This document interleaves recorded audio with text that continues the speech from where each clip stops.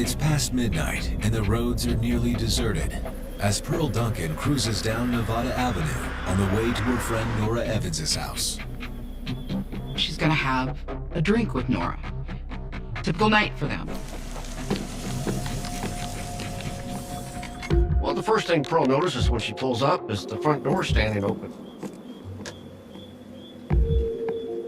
She has this feeling that something's not right. And as she gets closer to the house, out runs a friend that she knows. Wait, Carl! Dad, what's going on? What's wrong? Something awful has clearly happened. Pearl goes in the house and she can't believe what she sees. The first thing she notices is Chad, Nora's son, laying on the floor. He's bleeding pretty bad from the chest. Oh my God! She then looks over and sees Nora kneeling on the floor holding her boyfriend William's head in her lap. John! What happened? Just a few miles away, Lt.Joe Kenda is battling another sleepless night. The hardest thing for me to do is to turn my mind off, think about all the things I've done, and all the things I've seen and cannot unsee. I would often go outside and stare at the night sky. It cleared my head. And it's very, very beautiful. And I would get lost in it.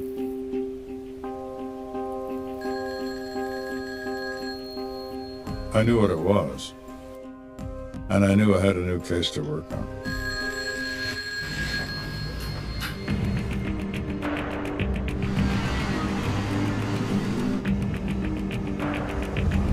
Within minutes, Kenda arrives at the scene on Nevada Avenue, where the night sky is awash in a flood of police lights. Hey, Lieutenant. Hey, Stan. That's what we got tonight. 2 victims found inside the house with gunshot wounds. Both been transferred to Memorial Hospital. The first victim is Chad Evans, a 21-year-old male who's been shot in the chest. He is in stable condition at a hospital.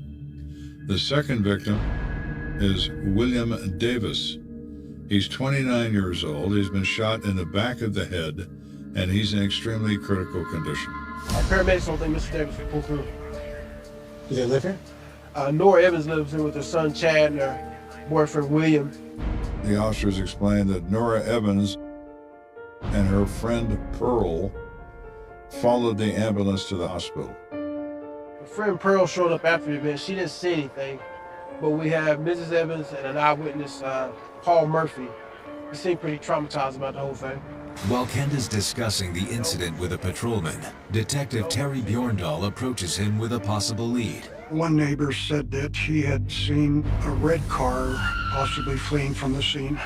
Could be unrelated, but we put out an APB just in case. All right. See what we can say.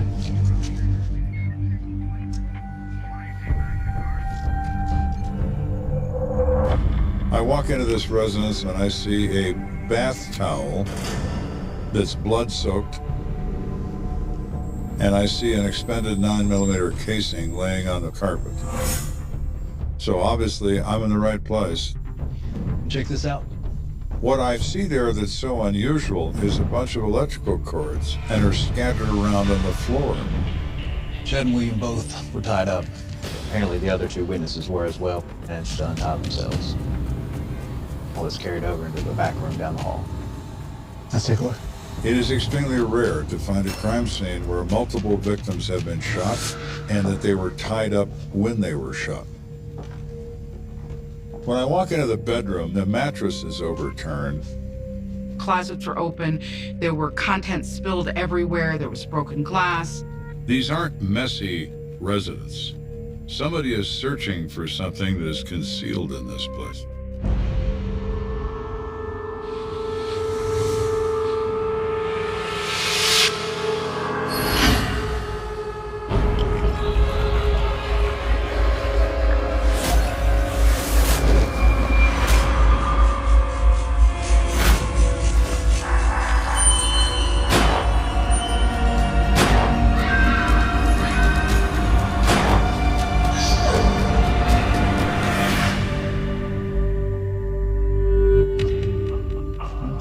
associated with more than one person? Let's go. It's very obvious this is a robbery as well as a shooting, and the tying says that they're interrogated. So then the question is, what is it that these people are looking for? Hoping for some clarity, Kenda and Detective Bjorndal turn to the only witness still on the scene. Paul Murphy is the one that ran to a neighbor to call 911. He's young, just 21 years old. He's a soldier at Fort Carson. Mr. Murphy, Yes. I know you've been through a lot tonight. We need some help sorting this out. What were you doing here tonight? It's weird. I wasn't even planning to be here. Paul Murphy explains that shortly before midnight, William Davis invited him over to his girlfriend Nora's house for an impromptu round of drinks. According to Paul, they're sitting around having a couple of cocktails.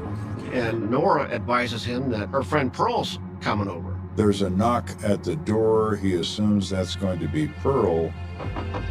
Can you get that? That's probably her right there, man. We gonna hook you up, right? Get up, boy, empty buckets! And he was just forced back into the home, onto the carpet. Get over here! Get over here! Chill! Yo, give me the money, man. Heads, take it, go, that's it. Paul explains that Nora's son Chad was also there at the time of the incident. Where's the money at? And they tie them all up using electrical cords that they find in the premise. Man, tie them up, man. Hey, Chad, it's all right? How much money we got, man? $100, man. That's it. That's all I have. Where the money at? Somebody gonna die tonight. They wanted that money and they were going to get it. So two men start ransacking the house. And Paul becomes absolutely terrified and buries his face in the carpet. Can you describe these guys at all? No, I just kept my head on the floor. I didn't want them to see me see them. He couldn't provide us with any suspect information. All right, well, that's all for now.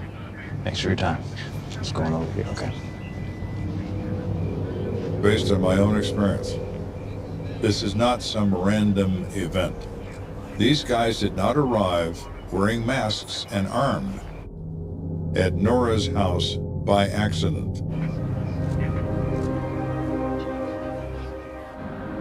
After speaking with Paul Murphy, Kenda heads to Memorial Hospital, hoping his two victims can shed some additional light on the incident. I'm told that William Davis is in surgery with a neurosurgeon, but Mr. Evans is in stable condition. How you feeling? Like garbage. What about William? Well, he's still in surgery now. We should know more soon. But in the meantime, I could really use your help. He says he's in bed, he hears yelling and screaming. He steps out into the living room and a gun immediately is shoved in his face. Chad's account was about the same as Paul's. How would you describe these guys? He cannot offer a description of the perpetrators, even though he is present and is a victim of a shooting. He doesn't seem to know a great deal about anything. I'm gonna let you rest. Thank you. After hitting a wall with Chad Evans, Kenda's next best shot at unraveling this mystery rests with the other injured victim, William Davis. Hey, Joe. Hey, Tommy. I see the neurosurgeon, who I happen to know, come out of the operating room. One of my Vicks is being operated on. William Davis. Do you have any idea when I could talk to him? I hate to break it to you, he's been pronounced. So now we have a homicide. Do you know if there's a Nora Evans here? Yes, she's in here with a friend with a red shirt on. Yeah, thank you.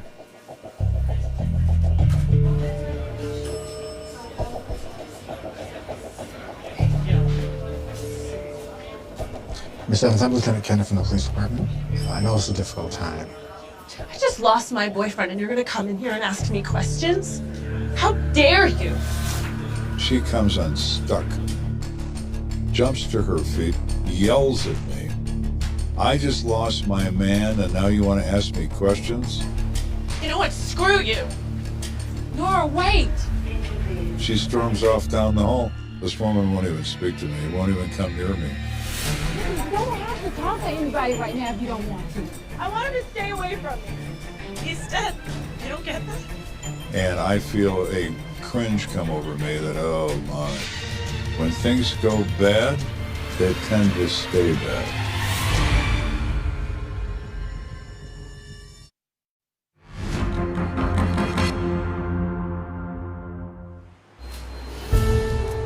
The following morning, Kenda rethinks his strategy.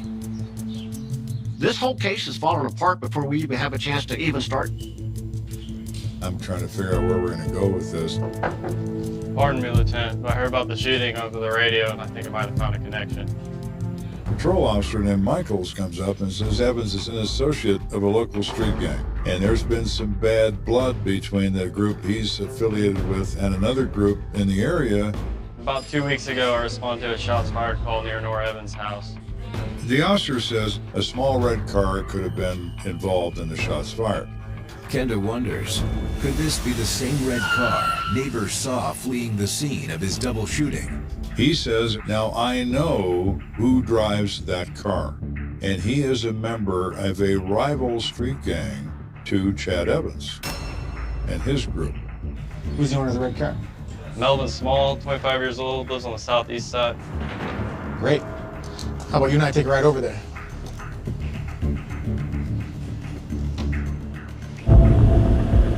Melvin Small, we know belongs to a street gang. It's not a major gang, but nonetheless, we are certainly prepared for the worst if it comes to that.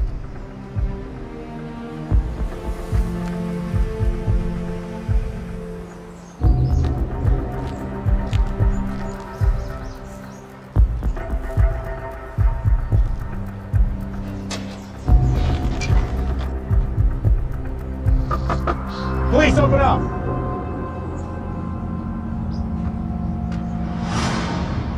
You Melvin Small? Yes, sir. I'm Lieutenant Kenda from the Colorado Springs Police Department. There's a few things I'd like to discuss with you. Do you mind if we come in? Fine. While Officer Michaels scans the house for signs of danger, Kenda gets right to the point with Melvin. So I tell him we're investigating a homicide, and your car may have been seen in that area. Happened last night. That wasn't me. So that wasn't your red car that people saw leaving Chad's house? Man, I don't know what people saw, but I'm telling you that wasn't me. I was in Denver yesterday. He's now pretty nervous. And I said, my friend, you better know who else you were with, and you better tell me that right now. All right. Give me some names and numbers so people can verify that.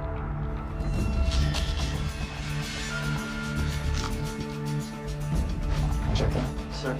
I sent Michaels out to a car phone to confirm this information. So 10 or 15 minutes later, he comes back inside and says, well, Melvin was truthful. Checks out. His friends are there in Denver at a party. Melvin spent the night. So he's in Denver, Colorado, in his little red car, and not here, involved in a homicide. With Melvin Small eliminated as a suspect, Kenda starts to rethink the case.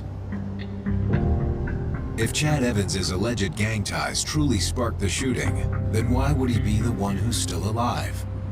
Chad had a very minor wound, but William was obviously assassinated. It really leads investigators at this point to wonder if William is the target of the crime, and if so, why? The person in the best position to know about William is Nora Evans. I need to speak to her. Kenda ultimately tracks down Nora at the home of her friend, Pearl Duncan. And I'm hoping this goes a little better than it did at the hospital.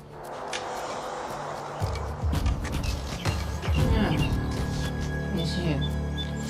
Hey, Nora, it's that cop. I know, I'm Lieutenant Kenda. I know I'm the last person you probably want to talk to right Let me now. stop you. I'm sorry about the other night. Come in. She explained that she was just really angry that William lost his life, and I assured her that what's done is done, but I'm trying to help you. Can you help me? So, what do you want to know? How long have you known William? A while, actually. He, and I went out for a while, She described him as somebody who was very caring and very loving. So William lived with you and your son? No, he'd stay with us sometimes, and he helped us pay the bills when we needed him to. She said William didn't have a steady job, but did a lot of part-time jobs here and there to help bring money into the house. I asked Nora, what could these people armed with guns and wearing masks possibly be looking for in your place? And you saw my place. I'm just scraping by. I don't know what they thought they were gonna find. And what about William? Why would they target him for money? He didn't have a lot of money, but what he did have, he had in cash. She advised that William liked to carry his money in a fanny pack around his waist, and that during the robbery, the robbers did take that fanny pack with them when they left. Why would he carry money in a fanny pack? It's just William, you know. Honestly, I don't think he had a bank account. Do you know who might be responsible for this? Yeah, I do. You do? Absolutely. And Nora drops a bombshell. And she said, well, I think it was William's father. What? William's father shot him in the back of the head? Now that's a new explanation of fatherly love that I've never heard.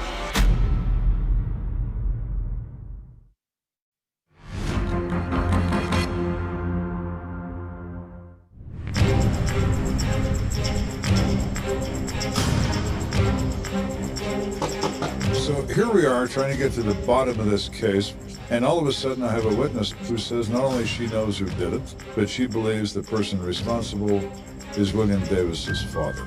Now that is very interesting. Can you tell me about his father? What's his name? Nora explains that William's father's name is Fred Watson, but everyone calls him Shoe. And he's known for his signature gold tooth. But it's not his real father. Who was it? She then said it's a guy that William was really close to, and they refer to themselves as father and son. And why would you think he'd be responsible for this? He and Shu started butting heads a while back, and I think he might have just pushed Shu too far. How so? Nora explains that Shoe had fallen on hard times, but William wouldn't allow him to stay at her house. And there's a lot of bad blood over that. And then, according to Nora, a few days ago, things went from bad to worse. They had a small gathering of their friends, and Shoe was invited. Oh, yo, man, Shoe. What's up, man? I heard you lost your job, man. How they going? Man, let me tell you something, bro. When it rains, it pours. You think he gonna be all up in my house, freeloading all this time, not paying nothing? William had quite a bit to drink, and he was teasing Shoe and insulting him. Man, I had to kick his bum ass out the other day. Son, really? That's how you gonna play me? Are you serious? Come on, man. You gotta get money around here. You better shut your mouth before you're ready. Get out of here, old man. Shoe turned to William and said, so that's how it's gonna be, huh? No. This ain't no game. You watch your step. Think I'm playing. These are people that have been unsuccessful in life, but they have their self-respect. Could this be the catalyst for murder? Absolutely. And you're positive that Shoe was one of the shooters? The one guy had the same build as Shu. Do you know where I could find Shoe? I don't know, I haven't seen him since that night. Well, if you find out where he is, make sure you give me a call. Of course. Thank you.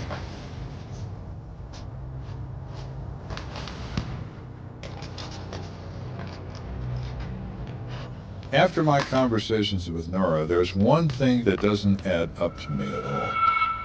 She says William Davis was carrying a money belt that had cash in it.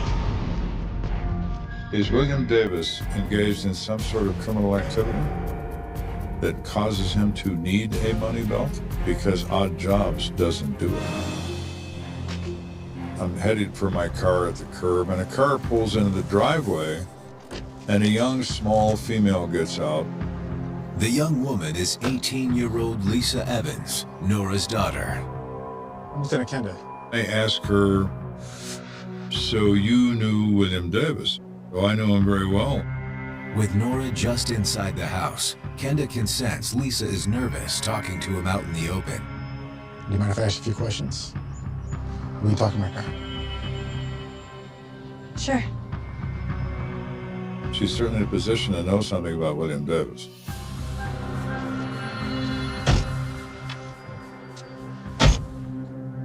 Now, I'm trying to wrap my head around this.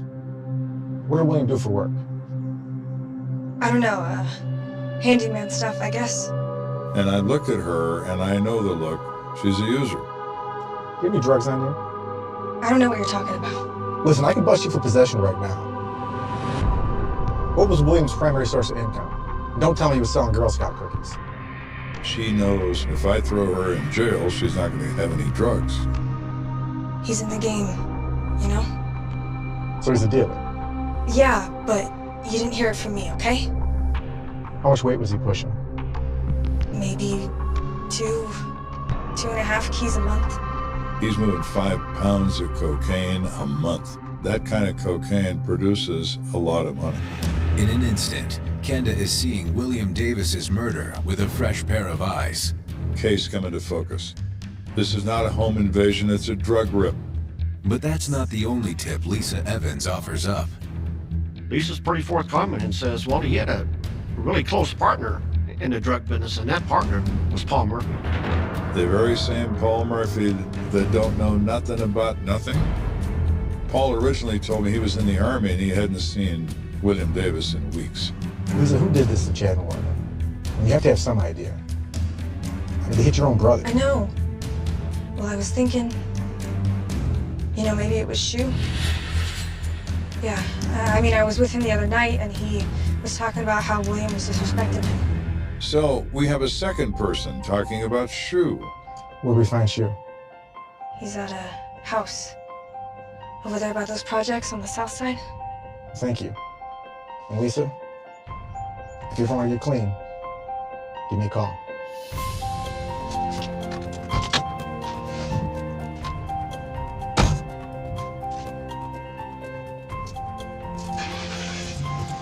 Kenda's goal now is to speak with Paul Murphy and Fred Watson, aka Shu, as soon as possible. 20 minutes later, Kenda and his team arrive at the house where Shu is allegedly holed up. Police, open up! What are you doing at my house? The woman answers the door and she's typically uncooperative. Man, we're conducting a homicide investigation. We need to speak to a Fred Watson. We know that he stays here. You're out of your mind. Ain't no Fred here. How about a Shu? Who's looking for Shu? Why don't you step out here, we can talk about it. So the guy steps forward. He's a tall, older guy.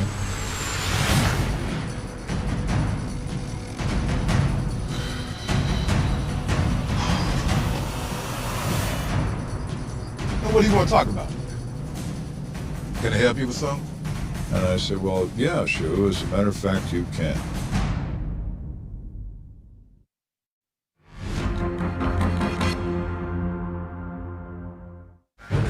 We've gone from the beginning of this case, where we didn't know why someone would invade Nora Evans's house, guns drawn, and shoot people, into a complicated tale of money and revenge. And now maybe we're down to the person responsible. Jesse. Lieutenant Kenda and Detective Bjorndal sit down with Fred Watson, aka Shu, a man who appears to have no interest in playing games. So y'all think I killed this boy because of a little squabble, a little argument that we had? Really?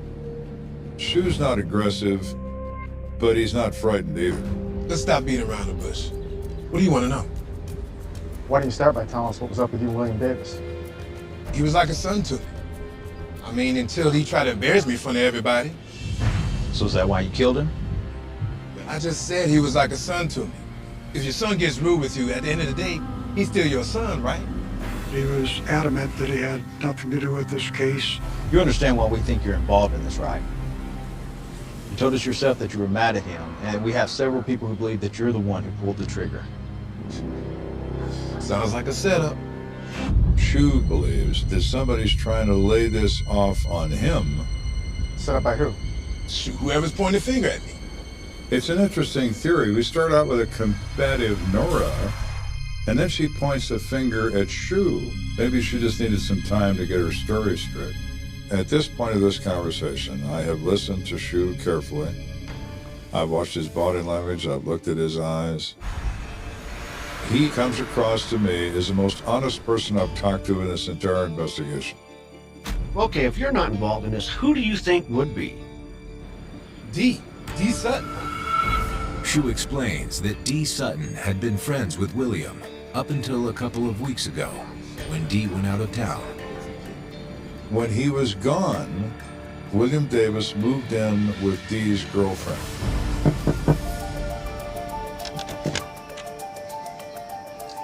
So,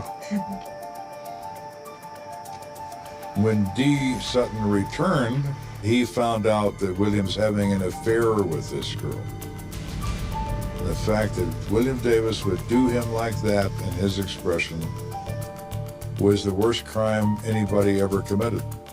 When you get information like this, you automatically think that's a big motive for murder. We have the three pillars of murder all neatly together: money, sex, and revenge. look, even William told me he was shacking up with D's woman, so I know it's legit. All right, I think you're being straight with me, so I'm gonna let you go. Before I do, why don't you tell us how we can find this D. Sutton chick? Man, that's not a problem. But I tell you right now, watch out. Because he's a tricky, mean son of a bitch, man. Careful. There you go, sir. All right, thanks. You're welcome. Have a good day, officers. Kenda and Bjorndal formulate a plan to bring their new prime suspect to heel.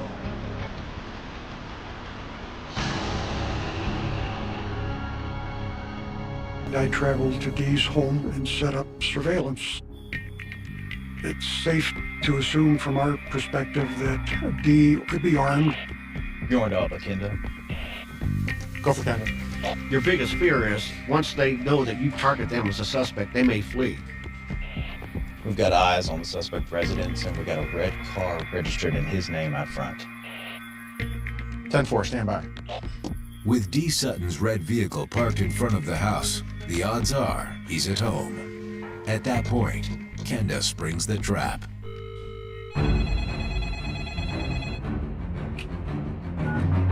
Hello?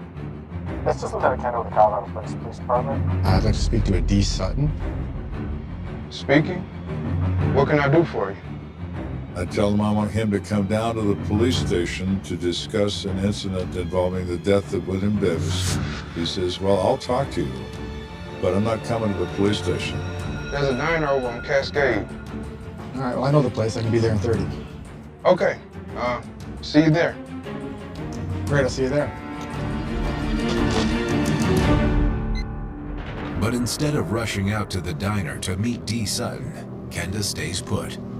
We thought the safest way for all parties was just to set up a standard stop with uniformed patrol officers. Suspect's on the move. Copy that. Go ahead and scoop him up. So he leaves the house, and the officers let him get in his car.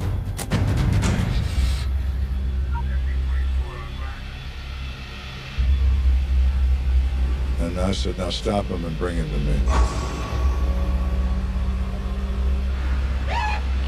The team's plan goes off without a hitch.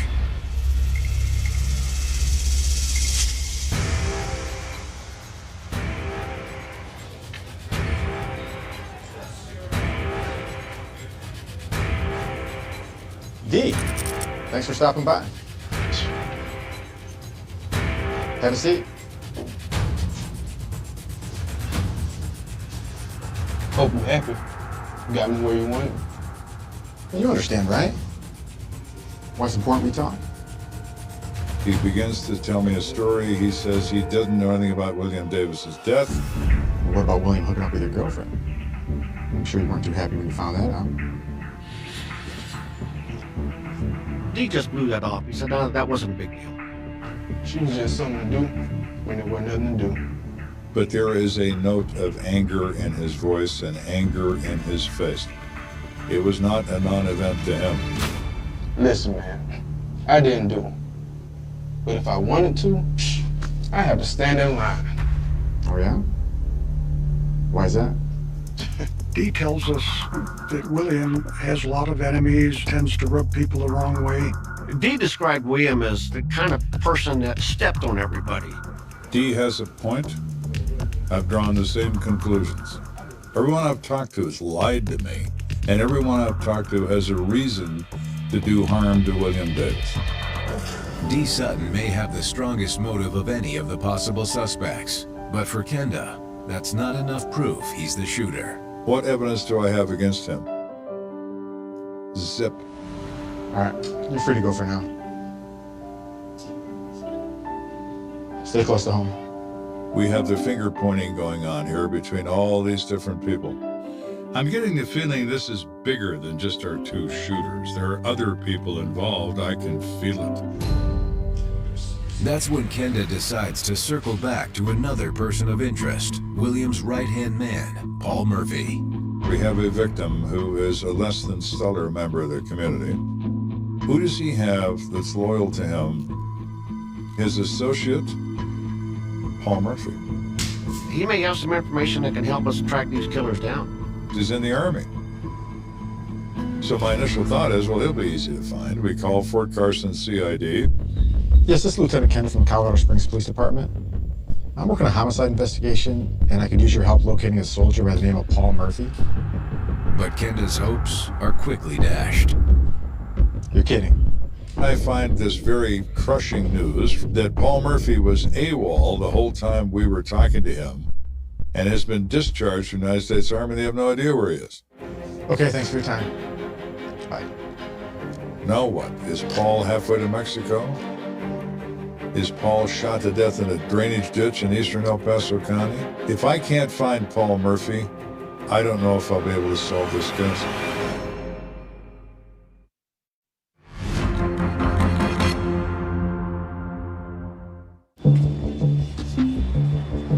This case has been a study in frustration. I've been lied to, shined on, given false suspects. I finally decide the key to this case is going to be William Davis's close associate in crime, Paul Murphy. The problem is, I can't find him. With Paul Murphy AWOL from his post at Fort Carson, Kenda tries to track him down another way. We put the word out on the street to our informants in the drug world to say that it's really important we talk to Paul Murphy. Days go by without any leads. We have no addresses, we have no known other associates. Murphy remains in the wind. Finally, Kenda's luck changes. Someone's here to see you. Who is it? Paul Murphy, he just walked in. Really? Send him in. Yes, sir. Instead of us having to chase him, he has appeared out of nowhere. Perfect. Paul, close the door and have a seat. Paul looks as if he wants to get something off his chest. He is an emotional wreck, and this murder is what made that happen. Listen, before we talk, I want to get something straight. I know that you lied to me about your business relationship with William. I wasn't honest in the beginning because I was scared of what he might do. I need you to protect me. Protect you from who? Person who shot William. Dee Sutton. Well, that's a name I've heard before.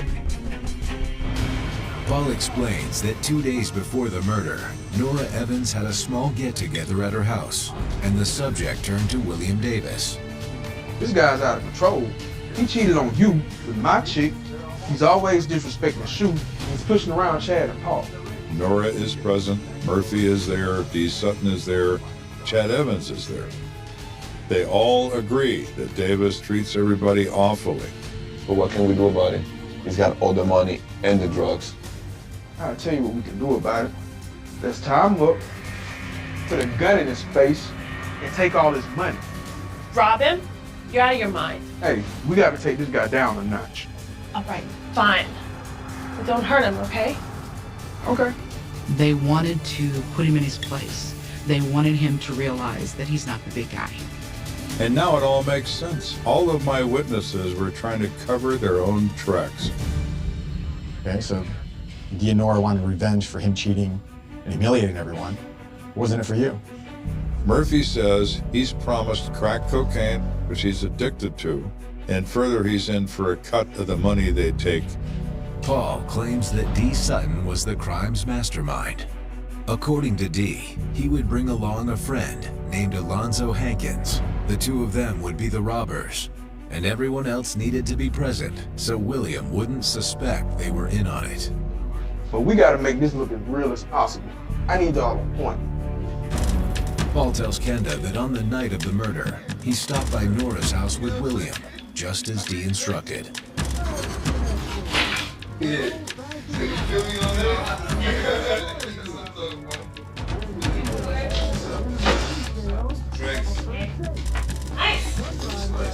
When they arrive at Nora's house, Murphy slips away and uses his cell phone and calls Dee Sutton. Hey, he's here. He's here.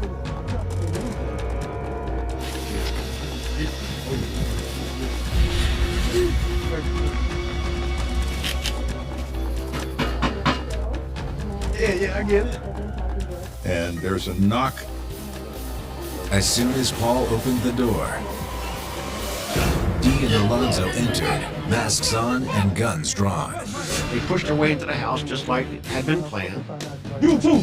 Hey, yo! Get out! Yo, get out! Where the money at? You don't have no money? Dee was yelling at William about where's the money, where's it at? Hold on. Here, that's it. Give me this. Here, see what's in it. That's it. Yeah, that's all I got. Chad was confronted in the living room and pushed to the ground, and that was part of the plan. Hey, Chad, give me the bag. Tie him up. Get your own behind your back, man. Chill, man. They tie everybody up, and Murphy thinks everything's going according to plan. But then he notices that Dee Sutton is getting out of control. Where the drugs at? We don't got no drugs, man. Nah, where the drugs? You know you got the drugs. I don't know what you're talking about. Somebody gonna die tonight. He was screaming, they wanted more, they wanted the drugs.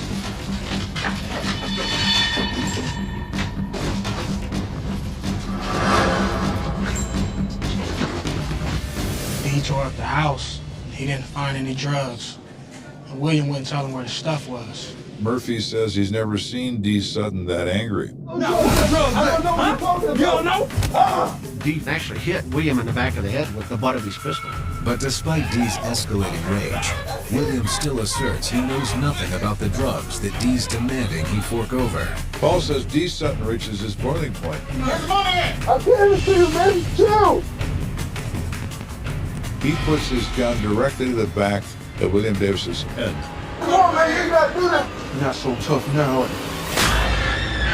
Dee pulls the trigger and puts a bullet into his brain. Dee, what the hell? Now, shooting is contagious. Alonzo Hankins doesn't know what's going on. So he shoots the guy he has control of, which is Chad Evans. Stop, what's the doing? Chad! Jesus, North, you okay? So we have two shots, one quickly following the other, one out of confusion and one with intent. Where's your help? Murphy runs out for help. If Paul Murphy's statement is to be believed, then nearly every witness Kenda spoke with has been spinning a web of lies. That is incredible. That everybody's a player. The only true victim here is William Davis, and he's dead. Thanks, Paul. We're going to have to book you for first-degree murder. What? No.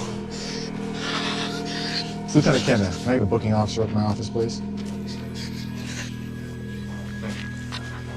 Even though Dee is the one that pulled the trigger and killed William, everybody involved in setting up that robbery is guilty of a felony murder in the state of Colorado. Over the next few days, Kenda's team tracks down Nora Evans, her son Chad, Dee Sutton, and Alonzo Hankins. They are each charged with first-degree murder. But even with all four of them in custody, Kenda knows that getting across-the-board convictions is far from a done deal. None of these people confess. Everybody either has a story of denial or no story whatsoever. Paul Murphy's testimony is the crux of this case. His trial goes first.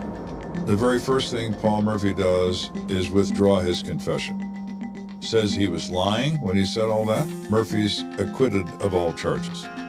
And with that, the district attorney has no choice but to dismiss the charges against the remaining defendants.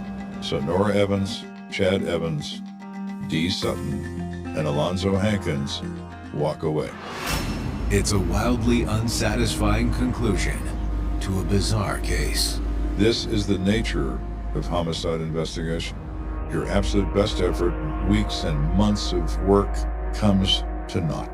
Smoke in the air. Most people look at these cases of they got what they deserve. Nobody deserves that. No one.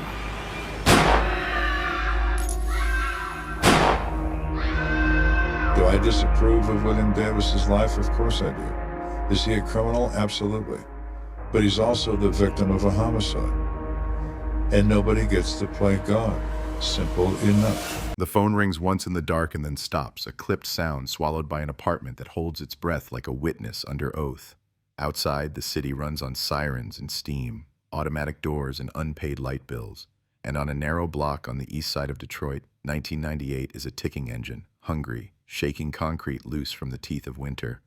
A woman in a red coat crosses Gracchio with a grocery bag and a folding umbrella. A bus exhales, a bar TV spits the weather between hockey highlights. And somewhere in the middle of all this, a man doesn't come home. That's the hook. That's the headline. That's the first sentence written in a hand that will tremble for decades. Missing under ordinary sky. Gone between two streetlights that worked fine yesterday. The city calls it routine until it isn't. Until the name punches through static. Until a voice on a sidewalk says, I know him. I know that guy. And the rumor slips from mouth to mouth like a lit match passed hand to hand, too hot to hold, too careless to drop. The first officer presses his shoulder to a door and hears nothing but a clock, a faucet that drips, and a radio playing inside another apartment, muffled like the heartbeat you swear you heard, like the last voicemail you replay to hear the breath at the end. They will say later that the case is solved, that 27 years of dust were wiped from the record with one clean swipe, that everything fits. Motive, weapon, confession, timeline, ribbon. They will stamp it and file it and walk out into a morning already moving on, coffee in hand, tie loosened, it's done. But right now it's midnight, and none of that exists. Only the beginning, the ground freezing, the wind making a sound like someone trying not to cry. The precinct smells like toner and old carpet, and the detective on duty lays a yellow pad on the desk and writes the name slowly, like it matters, like writing it might keep the person alive a little longer. Marcus Hale, 32, mechanic at the Riverbend garage, last seen leaving the corner store with a blue plastic bag and a receipt with 2 items circled in pink. Bread, batteries. The clerk says he spoke softly, says he asked for change, says he held the door for a mother with a stroller, says he left heading south. No one remembers the color of the sky, only the lights of cars sliding past, and the feeling that the night was thinner than usual, easy to tear if you pinched it right. His building is brick that was clean in 1969 and patient ever since, the kind of place where stairwells lean into secrets and neighbors don't, where the smell of cooking and laundry and tiredness makes a stew heavy enough to eat with a spoon. Apartment 3B, no forced entry, the chain latch unhooked, the deadbolt turned, the table holding a bowl with 3 keys and a losing scratch-off ticket. The batteries are on the counter, unopened. The bread sits like an apology. The answering machine blinks 3 times, and then 4, and then 3 again, because the bulb is dying, because the script of a life is always written on parts that fail. The first message is a friend asking about the Pistons game. The second is the boss asking about overtime. The third is a wrong number, a grandmother's voice floating into the wrong kitchen, asking if anyone needs collard greens tomorrow. The detective rewinds and listens again. The small click between the words like a throat being cleared before bad news. Cold case, they'll call it, once the leads go brittle and the photographs warp. A story that slides down the front page and falls into a folder that gets nudged deeper into the drawer. But tonight, the drawer doesn't exist, only steps being taken.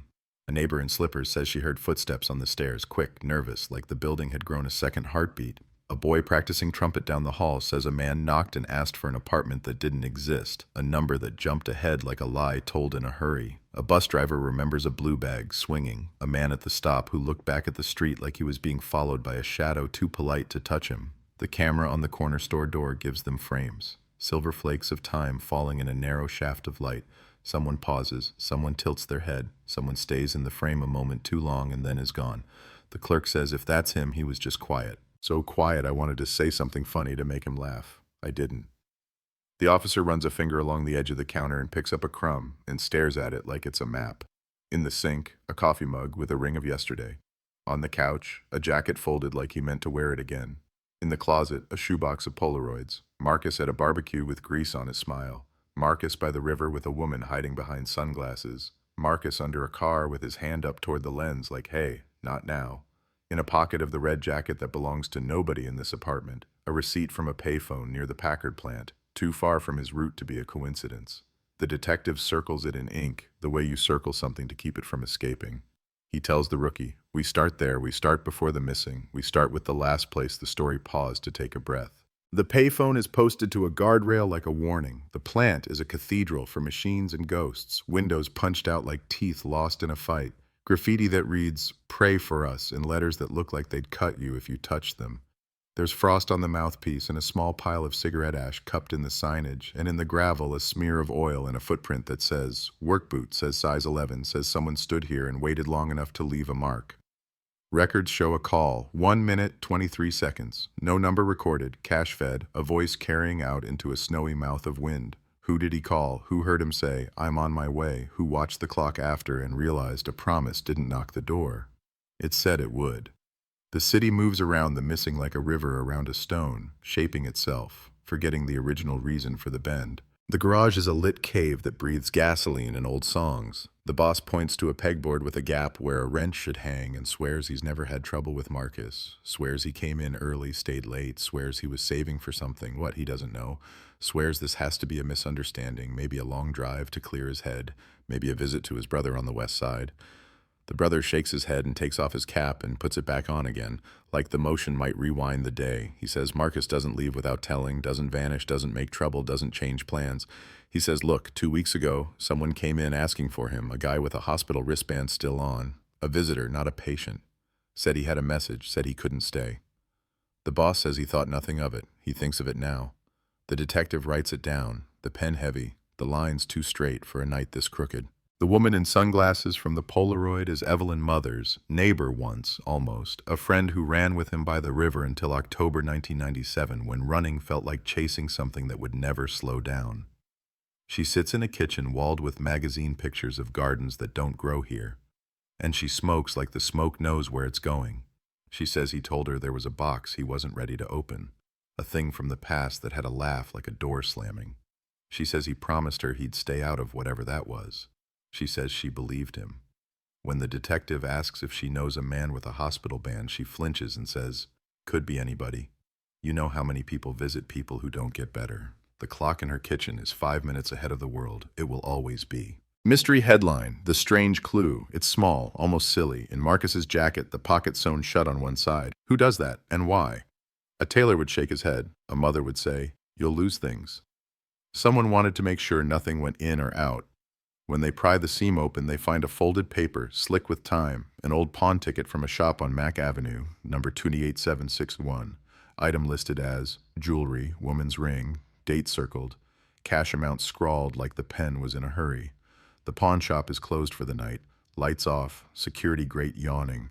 The detective stands out front and watches the glass reflect the city back at itself, a double exposure of the present and the thing it refuses to see. A bus hisses, someone laughs. Someone cries into a sleeve. Cop radios chatter like sparrows. The night holds all of it at once, doesn't drop a thing. This is where people begin to feel it tighten, the first loop in the knot. A ring pledged and reclaimed or not, a call from a phone that doesn't remember, a man who moves softly through his own life and then disappears like he was practicing for it. The rookie asks if this is about money, if it's about old lovers, if it's about debts, and the detective says it's about time. It's always about time. About who owes what, to when. They follow the pawn ticket to the shop in the morning, glass tinkling as the gate rolls up, fluorescent lights buzzing like insects. The clerk, headphones around his neck, looks over the counter and says, number 28761. That's old. That's back when my uncle ran the place. He digs through box after box, records swollen with humidity and neglect, and pulls a card with the number in blue pencil. Item, ring, woman's gold. Status, redeemed. Name, initials only, EM. And the detective looks at Evelyn's cigarette smoke again in his mind and marks the initials like he's carving them into a desk. The clerk shrugs, says these were the rules. Sometimes people didn't want their names in ink. If the case is solved, it won't feel like it here, in the dust and the humming lights, with the sense that someone has just stepped around a corner and is waiting for you to pass so they can keep walking in the opposite direction. Evelyn insists she knows nothing about a ring, says her initials are on everything. They're apparently on this city too. She talks about a winter party in '96, about a fight that wasn't a fight, about a jacket that wasn't hers, about a night when Marcus said, "I didn't do it, I just didn't stop it," and would not explain. She says maybe there was a ring then. Maybe it meant something that didn't have a shelf in her life. Maybe he thought pawning it would pay off the kind of debt you can't calculate. The detective asks if the hospital visitor might have been connected. She looks at him and doesn't blink for 10 seconds, then says, "We are all connected to a hospital at some point." A headline breathes down your neck. Bizarre witness, unlikely lead. The boy with the trumpet, the one who heard the knock, says he saw a man with a limp and a winter cap, the kind with ear flaps, standing by the mailboxes after midnight. Says the man smelled like cinnamon toothpaste and motor oil. Says he had a scar on his cheek, like a parenthesis closing. The description means nothing and everything. The rookie sketches it on a pad like you can draw a smell. They canvass the block, collect the usual. I didn't see anything. I saw everything. I saw too much. I didn't see enough. A woman on the corner with a tiny dog says she heard two men arguing in whispers, and that's worse than shouting. Whispers mean you already crossed the line you said you wouldn't. Whispers mean you're planning the story you'll tell later. She says one of them called the other preacher, and no one can tell if that was a name or a joke or a warning. There's a photograph in the shoebox that none of them can place. Marcus in front of a church basement door, paint peeling, a sign with letters missing. Urch of the Redeemer, meaty, G 7 p.m. People in folding chairs, styrofoam coffee cups, a flyer on the wall that reads, "You are not your mistake." In the corner, a man with a limp, ear flaps, scar like a parenthesis. When the detective sees it, the room gets smaller, like the story is trying to fold itself into a tighter shape and he's in the way. The church is 3 blocks from the payphone. The church is across from a vacant lot that used to be a grocery. The church smells like old sermons and bleach. Downstairs, the chairs are stacked, the flyers new, the coffee still bad. The preacher is not a preacher, just a man who organizes Thursday nights for people who don't know how to carry yesterday. He says Marcus came sometimes, sat in the back, stood when he wanted to leave. He says a man named Lionel talked to him once at the door and then never came back. Lionel has a scar like punctuation. The preacher, who isn't one, says Lionel owed people he couldn't pay and time he couldn't return. Slow down, the city never does. Speed up, because memory sprints when you try to hold its hand. The detectives chase Lionel through paperwork, through whispers, through the way people say his name like a loose step you learn to skip. They find the hospital visitor log with a smudge where his last name should be, and a first name that could be anyone. They find a beat-up Buick registered to an address that burned 15 years ago. They find 3 versions of one story, all of them almost helpful and almost true. They find that Marcus once fixed Lionel's car between real shifts and refused payment. They find that a refusal can be a debt too. Back at the apartment, the phone blinks. The bulb finally dies. In the silence after the click, the room considers itself. This is the part where the city starts to feel like it's pressing its face to the glass, watching the detectives walk from one frame to the next, tiny figures, terrible at seeing what hides in plain sight. This is the part where a narrative tries to choose a villain because a villain is tidy. This is the part where the ring, the church, the phone, the man with ear flaps, the shoe prints, the receipt, the pawn card, the initials, the blue bag, the batteries, the bread, all rise toward a shape and then sink again, like something that changed its mind about being a monster. The detective on duty doesn't go home, or if he does, he brings the case home and leaves his sleep at the desk.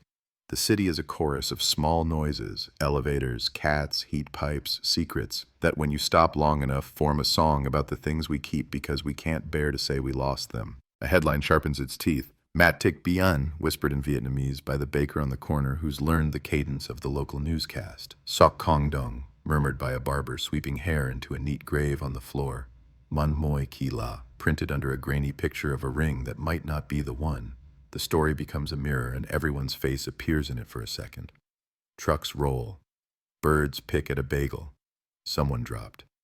The river wears its thin skin of ice like it's not sure it wants to commit. If the case is solved in some other year, the paperwork will say so with confidence. It will not remember this cold room. This short pencil, this feeling that you're just one more witness who isn't sure what you saw. So listen to the clock, listen to the radiator, listen to the scrape of the chair when the rookie stands to stretch, listen to the sound outside like a crowd gathered for a game that never ends. Listen to the word solved already practicing its victory lap around the mouth of someone who wasn't here tonight. The detective draws a box around Lionel's name and a thin arrow to the church and a thicker arrow to the phone and a dotted line back to Evelyn's kitchen and a big question mark over the pawn shop because nothing good happens under fluorescent lights. He writes one more word below it all. Why? He underlines it. He underlines it again. The door opens and a uniform steps in with a stack of printouts and a face like a person who accidentally found a door in his own house. He says they pulled footage from a traffic cam a block from the plant. He says it's blurry, but it moves like the worst things do. He says you need to see this, and the room holds its breath like it's not sure it wants to know the answer to the question it's been asking all night. They crowd around a monitor that was new 2 precinct budgets ago, a screen that hums like a nervous witness. The traffic cam lives high on a rusted pole and looks down like a tired god. And what it saw that night is this: a Buick that limps through an amber light, right front wheel wobbling like a lie about to collapse. 2 figures, silhouettes made of streetlight, pass the payphone, stop, double back, then split like a decision that couldn't hold. One heads toward the plant fence, the other toward the church block, and in the jitter of pixels a cap with ear flaps flashes once, as if the camera blinked and remembered. Headline in the mind, grainy truth, brutal clarity. The detective plays it again and again until the motion becomes a looped prayer, until the shapes feel like people he knows.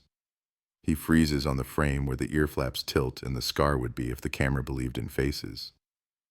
The rookie says, "That's him, that's Lionel," and the detective says, "It's someone," and the difference between someone and him is the space where reasonable doubt builds itself, a small house with a porch and a lock. They call the church after sunrise. Basement light slants through glass, painted to look like hope. The Thursday organizer, no preacher, just a man tired of being gravity for other people's falls, walks the detectives through a pile of sign-in sheets like dried leaves. Half the names are first names only. The other half are aliases that declare ambition or defeat. King, Sparrow, Mercy, gone. Lionel writes his name like he's apologizing for it. 5 meetings in 3 months, then a blank. The organizer points to a note in the margin from the night of the missing. L waited outside after group, asked about M, said he owed him a conversation. The detective reads it twice and hears the room again. Chairs scraping, styrofoam squeak, sugar packet torn open, the wet hush of snow starting. A conversation is a word that can end like a door or a window. They talk to the woman who lives above the church, the one who knows the sound of every foot on the stairs. She says 2 sets after 7, 1 set after 9, then quiet, then voices in the alley quick and close, then the sound she cannot forget because it wasn't a scream or a gun or a name. She says it was a body hitting something it shouldn't, the way you know a dropped plate by the break. The alley wall has nothing to confess except paint and frost and a line of bald weeds that look like they learned to grow in the dark. At the far end, someone has swept a square of concrete clean, obsessively, and when asked, the organizer shrugs and says the landlord does that sometimes, hates trash, hates marks, hates memory. The detective stares at the neatness with a suspicion that feels like déjà vu. Neatness in a city that bleeds is its own kind of clue. Back to Evelyn's kitchen, same smoke, same clock 5 minutes ahead, same magazines trying to graft gardens onto a city of brick. She watches the traffic cam stills identical to the detective watches them.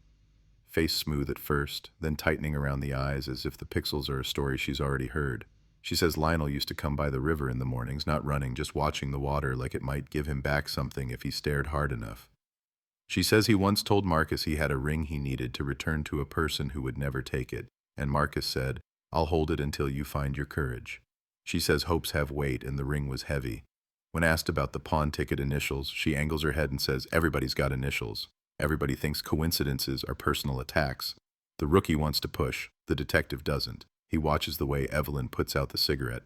Precise, like she's sealing a letter and sending it to a future that will never read it.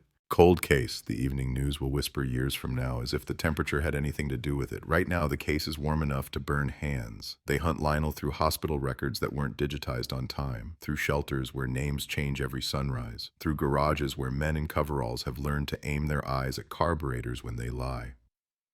A nurse remembers the wristband, remembers he visited a woman who slept with the TV on to drown out an ache, remembers he borrowed a pen and never gave it back, remembers he smelled like motor oil and cinnamon toothpaste, which is either a detail that saves a man or a detail that makes a story feel true.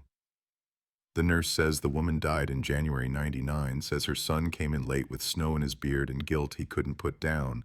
The son's name isn't Lionel, but sons have friends, and friends are the mirrors that show you what you're trying to escape. At Riverbend Garage, the pegboard with the missing wrench becomes a rumor. Someone says a customer named Preacher had a bill that evaporated when Marcus touched the hood. Someone says Lionel wasn't his name, it was his church nickname because he never swore. Someone says a man with a limp came by to sell catalytic converters as if they were tickets out of town. The boss rolls a socket in his palm like a coin and admits he saw Marcus arguing with a man near closing the week before, close-shouldered and quiet. Two men trying to fit an ocean into a whisper. The only word he caught was redeem, said like a threat and a prayer. The detective writes it down, though the page already knows it. The pawn shop turns the key on memory without wanting to. The clerk's uncle, called in from a different life, says he recalls the ring that matched the ticket number because it had a flaw, a tiny nick on the inside of the band, like a tooth mark. He says a man with ear flaps redeemed it with a shaky hand, then asked for a scrap of paper and a stapler. He says the man stapled the pawn ticket to a photograph of a woman wearing the ring and folded both into his jacket like a secret he wanted to keep warm. He says this was a day after the missing. He says maybe it was the same day. Time is water here. He says the man thanked him twice, once for the ring and once for not asking questions. The detectives ask for the photograph. The clerk says pictures don't stay, only the people who wish they did. They check the river, not the metaphor, the actual black water that remembers everything without taste or judgment. Divers in bright jackets break the skin while residents line the railing and wrap their coats tighter because watching the river is like checking a pocket you know is empty. They don't find a body. They find a shopping cart, a bicycle, a tire, a box of cassette tapes, a handbag that spits out old coins, and a library card for someone who graduated before the plant closed. A kid asks the rookie if they're looking for his dad. The rookie says no, we're looking for a ring, and the kid nods like that makes more sense somehow. The river continues, patient as a sentence that refuses its period. Then the lead with teeth, an old beat cop who aged into a security guard at the Packard ruins, says he remembers a winter night with two men and a third shaped like bad luck. Says the one in the cap called the other Mark, as if shortening his name might shorten the trouble. Says there was talk of a debt that wasn't money, of a promise made in a church basement, of a thing that happened in '96 behind a party where the music was loud enough to cover anything. He says a ring changed hands like a verdict. He says the man named Mark said he'd take it to the person it belonged to because the other man's hands shook. Then the guard remembers a car backfiring or a door slamming or a fate deciding what word it wants to be. He remembers nobody fell, nobody ran, everyone just paused as if listening for permission. When the detective asks which way they went, the guard points in two directions at once. The past rises like fog. October '96, a jacket not hers, a river run cut short, a party in a basement where names get lazy and music gets mean. Evelyn's memory is a hallway with doors closed. She admits a ring existed and that it wasn't hers, and that it kept showing up in places it shouldn't, like a dare. She says Marcus told her once that he found it in a pocket and didn't ask whose pocket because some questions ruin the people who answer. She says a week later, someone knocked and asked for the ring with a politeness that felt like a held-back storm. She says she handed over nothing because it wasn't in the apartment anymore, because Marcus had already pawned it to make it disappear, because he thought erasing an object erases a night. The detective tells her nothing ever disappears, it just migrates. And she laughs without humor like a person who knows migration is just movement that thinks it has a destination. They trace Lionel to an address that used to be a mission and is now a liquor store with a righteous name. The proprietor recognizes the sketch like you recognize a shadow that used to follow you. Says Lionel came in on Fridays and bought 2 scratch-offs and a toothbrush. Says he read the back of the tickets like a legal document. Says he smiled when he lost as if losing was proof the universe still knew his name. The proprietor says a week after the missing, a woman with a hospital bracelet came by, asking if anyone had seen a man who owed her a truth. Says she left a note that said, "Tell him I forgive him for the wrong thing." The note is tacked behind the register like a prayer card. The detective copies it by hand because photocopies flatten miracles. A door opens because all stories eventually find a hinge. A trumpet boy's mother remembers a license plate from the limp Buick. Not the whole thing, just 3 letters. R-E-D, because she thought red car? But it wasn't. The plate belongs to a car dumped in a lot on the far side of the plant, half sunk in mud, like it was trying to burrow out of being evidence. Inside, nothing but a map with the corner torn and the smell of cinnamon toothpaste baked into winter. Beneath the driver's mat, a staple caught in the fabric, bent into a crooked halo. The detective holds it like it might sing. Staple means paper. Paper means ticket or photograph. Photograph means a face that a story might finally be brave enough to look at. Night again, precinct again. The map on the wall develops constellations of pins that would be beautiful if they didn't represent absence. The rookie naps sitting up, a skill learned on day 3. The detective dials numbers that stopped belonging to people long ago. He listens to recorded voices that greet him from decades where the music sounded brighter and the promises felt shorter. He stares at the frame where the cap tilts and the scar would be, and he asks the room a question with no words. What happened in the space between the ring and the call, between the church and the fence, between the debt and the silence? The room is kind. The room tells him to keep asking. And then the phone rings. Not the apartment, not the payphone, not the church office. The precinct line that rarely hears anything but complaint and aftermath. The voice is a gravel road, a throat full of smoke and winter. It says, "You keep looking where the light is, detective, but we didn't make our mistakes there." It says, "You want your headline? Come to the Redeemer steps at dawn." It says, "Bring the picture you don't have of the woman with the ring." It says, "I'm done carrying this." The line goes dead like a vow that finally fell asleep. The detective sits very still while the rookie wakes and asks if that was him. The detective says it was someone, and this time the word someone feels close enough to touch. Outside, Detroit shifts in its sleep, pulls the blanket higher, waits for the alarm. Cold case, missing man, strange clue, community shock, every letter already lining up for the next morning's type. Every mouth ready to say solved, as if that could make the past courteous. The sky begins to turn that uncommitted gray that never promises anything it can't keep. Dawn comes like a rumor that turns into a siren, the sky over Detroit cooling from steel to milk, as if someone poured light into a mold and let it set. The Redeemer steps hold the night like a last breath, stone damp, a smear of ice clinging to the rail where hands that don't pray still pause.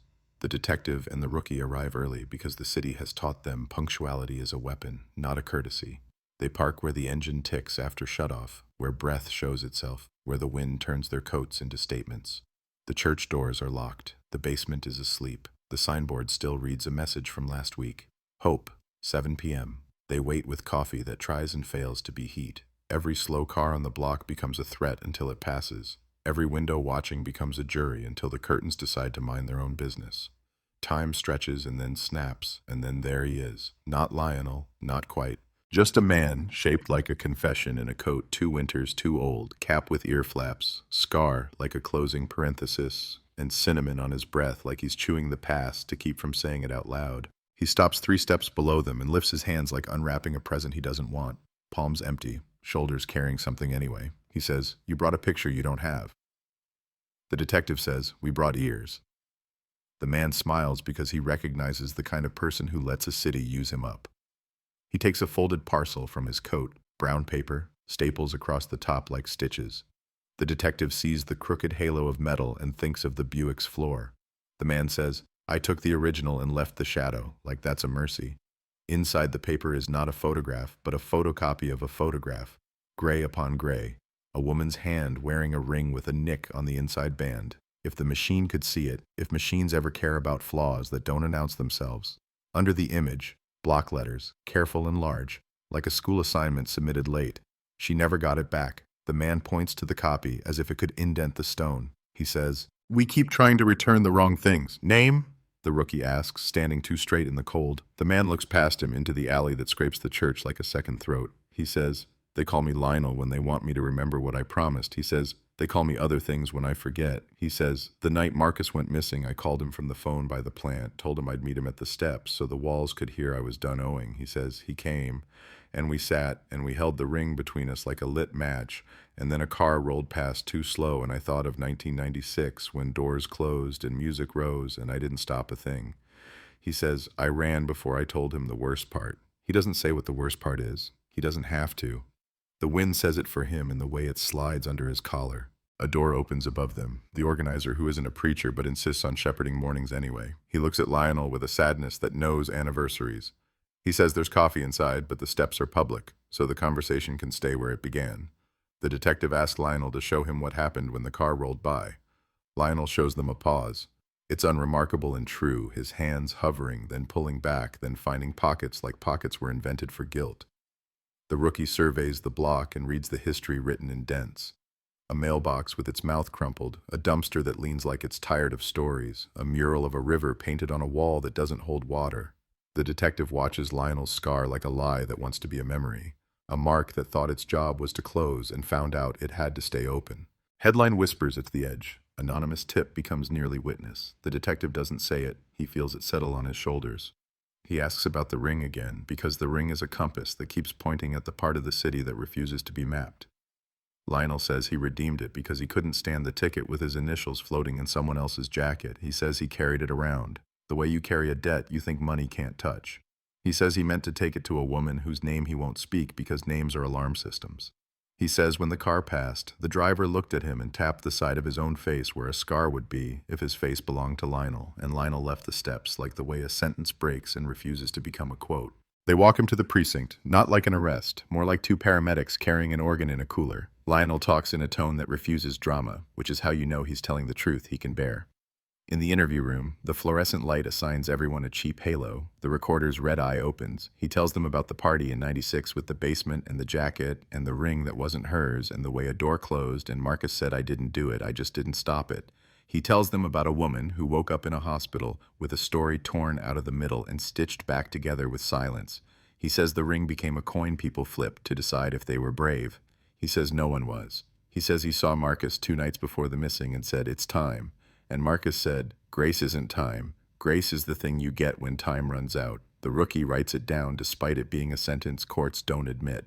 They ask where the ring is now because the ring is a character the story can't kill. Lionel says he left it on the Redeemer's steps that night after he ran, as if the stone could absolve. He says he came back at dawn and it was gone. He says he waited 2 hours for a man who was already missing, then took the photocopy from a library machine, stapled it to the original pawn stub, and hid the stub where the world becomes trash. He says he kept the copy because we all keep copies of the things we can't return. The detective spreads out what they have.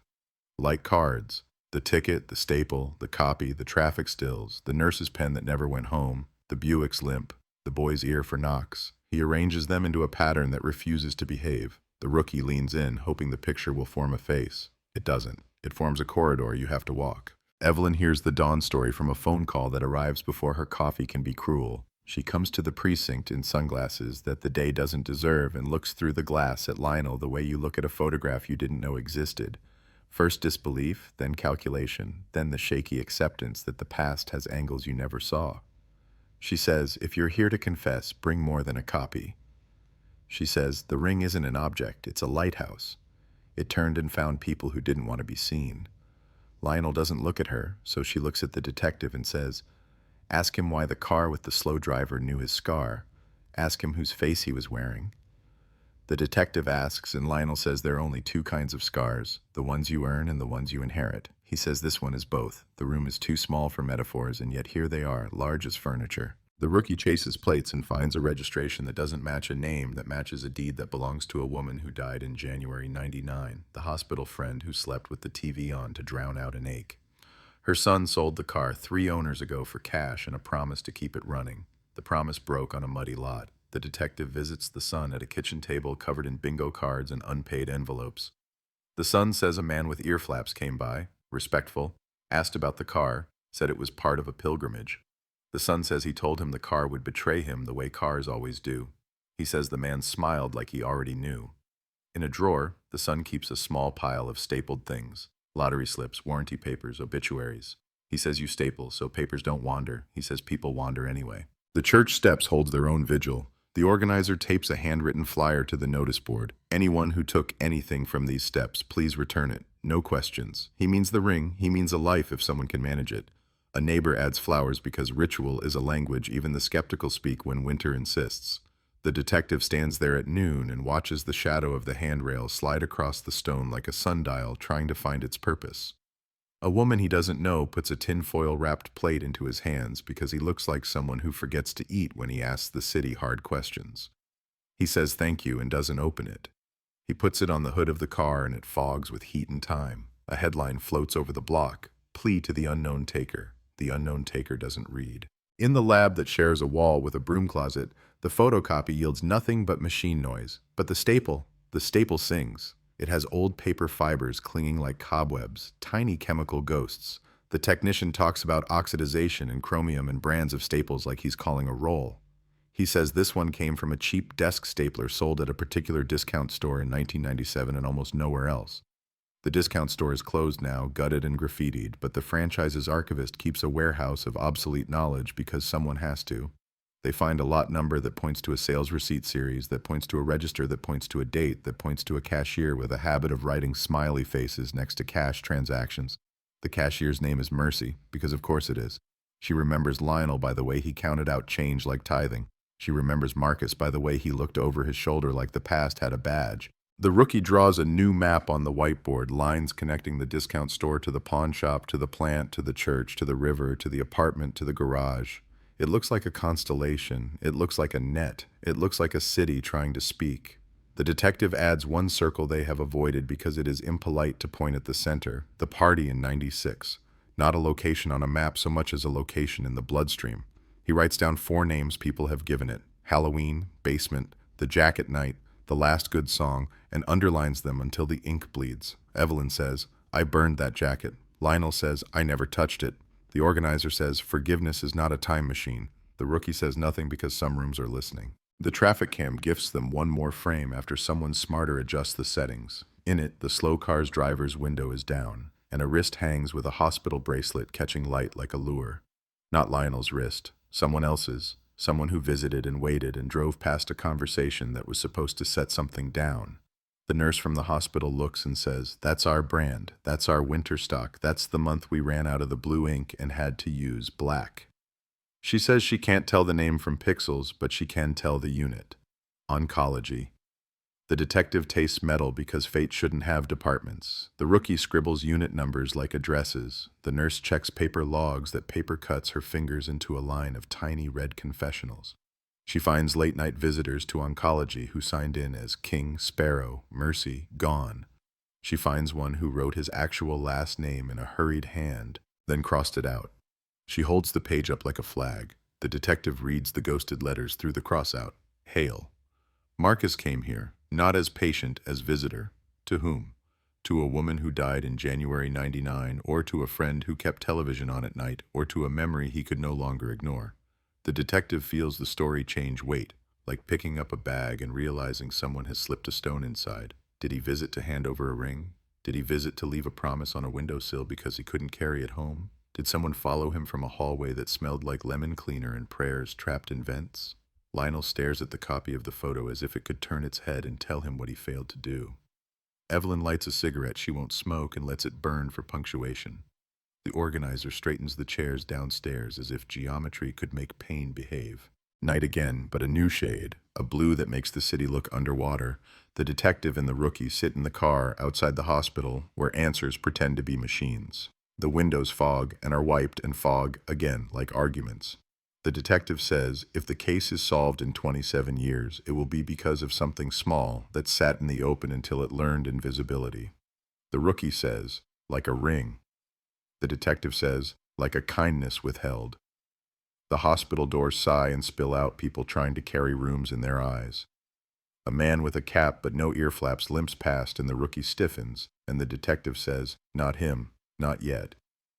The elevator inside swallows a woman with a floral bag and spits out a janitor whose badge reads Lionel, which means 2 things at once. Names are common, and coincidences multiply when you think you're close. The precinct calls to say a message was left on the answering machine in 3B, and somehow the bulb lived long enough to blink, and the voice said only this: if you want the ring, stop asking where it is and ask who wears the weight of it. And then laughed, not cruel, just exhausted, like a person who finally understands the joke they've been making for years. They go back to the steps at an hour that isn't an hour so much as a space between. Frost has returned to the rail. Someone has placed, carefully, a small velvet box from a jeweler that closed in the late '90s. Inside, not a ring, a cassette tape, clear plastic, white label, written by a hand that presses too hard. Redeemer, OCT 3096. The detective holds it like an organ again. The rookie says they don't have a player at the precinct, but the church does, because basements keep old machines the way memory keeps its own sabotage.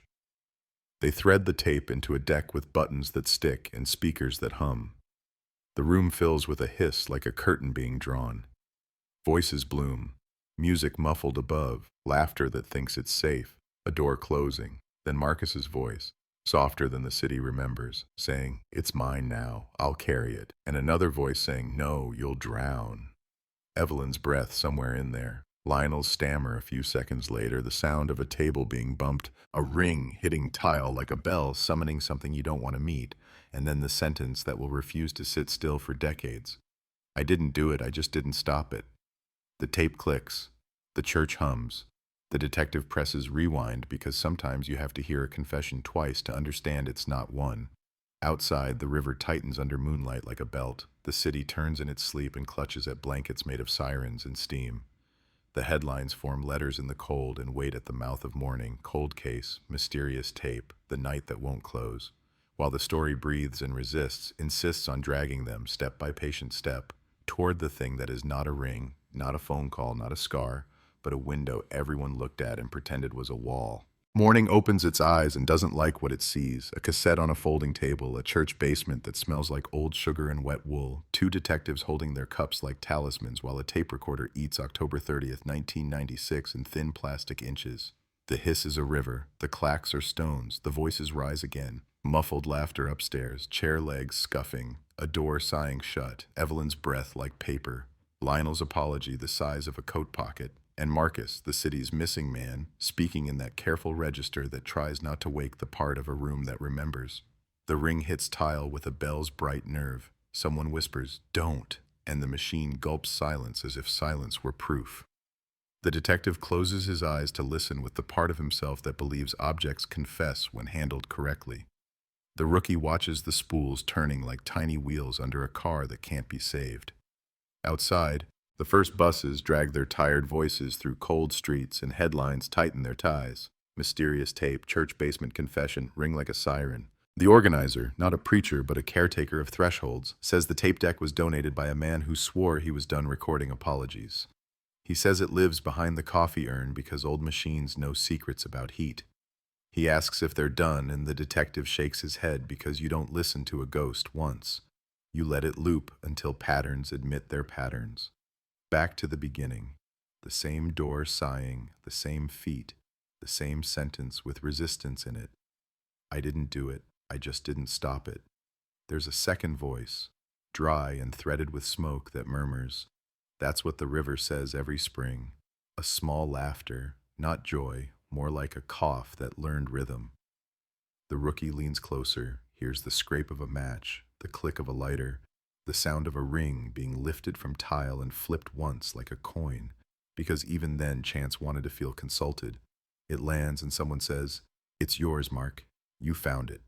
And Marcus answers, "I'm just keeping it until it finds the person it's heavy enough to belong to." They bag the tape and thank the church like you thank a witness who did the brave thing by staying. On the steps, the wind tries to snatch the words from the detective's mouth as he dictates chain of custody, because cold has its own bureaucracy. Evelyn stands a few feet away, arms folded like a barricade against a memory that keeps applying for reinstatement. She asks how many times they need to hear it before it means something different. And the detective says tape is a portrait that refuses to hold still. New details enter when you believe in them. She says she remembers that night the way you remember walking through a doorway and forgetting why the room wanted you there. She says someone called her name from the hallway and she didn't turn because the song upstairs had a chorus that made people touch their own faces as if checking they were still real. She says there was a jacket, always the jacket, and a pocket that ate an object that wasn't invited. She says the ring didn't want to be found. The rookie asks by whom, and she says, by the truth.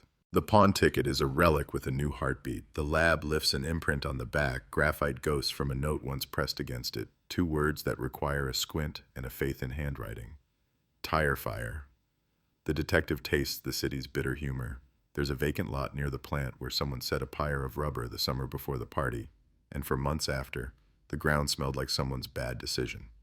The officers go there and find the earth puckered with black glass, bottles swallowed and spat back imperfect. At the edge, a wooden stake carries a nail in a rag that used to be a shirt. The rag's pattern is fishing lures, bright silhouettes of hooks and glitter.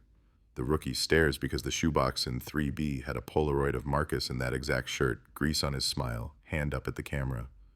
The organizer joins them, hands in pockets. and says the lot used to be a shortcut between the church and the plant if you didn't mind your shoes telling on you. The detective kneels and finds, half melted into tar, the curve of a ring box's hinge, metal dulled by heat, stubborn as a vow. He pries it free and the hinge comes with a black kiss on his glove. A kid with cracked knuckles pedals by and says, "You looking for the ghost?" because the neighborhood gives everything a name. Ghost is the person people saw standing at the corner around the time Marcus missed his life. A man with a limp who never asked for money, just watched the church as if words could unlock stone. Lionel looks at the hinge and says, "I didn't bring it here." The detective believes him because the hinge doesn't match the box left on the steps. 2 ring boxes, 2 nights, 1 object, moving through hands like a rumor that wanted to become scripture. Headline flexes, double box, single weight. The rookie photographs the ground until the ground feels seen. A dog barks at nothing that has earned it. A bus sighs at a corner it has known for decades. The river keeps its breath. In the precinct's small conference room where coffee goes to die, they spread the story thin and press on bubbles of doubt until they pop. The tape says Marcus carried the ring for someone else, or says he stole confession from the air, or says nothing a courtroom can memorize. The photocopy says she never got it back, but the letters don't volunteer a pronoun. The hospital bracelet in pixels points to oncology, and the visitor logs whisper hail. The pawn ticket says EM redeemed, but EM is a neighborhood, a street, a way of refusing specifics. The tire lot hinge suggests a ceremony no one admits to. The Buick staple sings the discount store's hymn. The trumpet kid's mother gives them 3 letters from a plate like breadcrumbs a bird left because it liked them too. Every clue marches in a disciplined line toward a revelation that keeps stepping sideways. The detective calls the hospital archivist, the kind of person who wears key rings like rosaries, and asks for visitor logs from the week of the party through the winter Marcus disappeared. She brings boxes that smell like the past's damp basement and smiles like a conspirator because organizing is a crime against chaos, and she's wanted in 4 departments. They find Marcus's signature twice in 96, once in 98, all at hours that start with 9 and end with the kind of ink pressure you use when you want your name to be a door that closes behind you. The patient initials are JM. Nothing like Evelyn, nothing like Lionel. The nurse from oncology recognizes the room number as a corner with a view of a brick wall and a slice of sky the shape of a blade. She remembers a woman in that bed who watched game shows and shouted answers too quickly, as if speed could outpace the diagnoses. The woman's maiden name matches a picture on Evelyn's refrigerator, a cousin whose wedding was all white folding chairs and polite champagne. Evelyn doesn't cry. She says some families are zippered to the city, and when the teeth break, you just hold the halves together with your hands. The rookie knocks on doors with photographs and polite persistence. He meets a barber who remembers cutting a man's hair for free because the man had a halo of bad luck.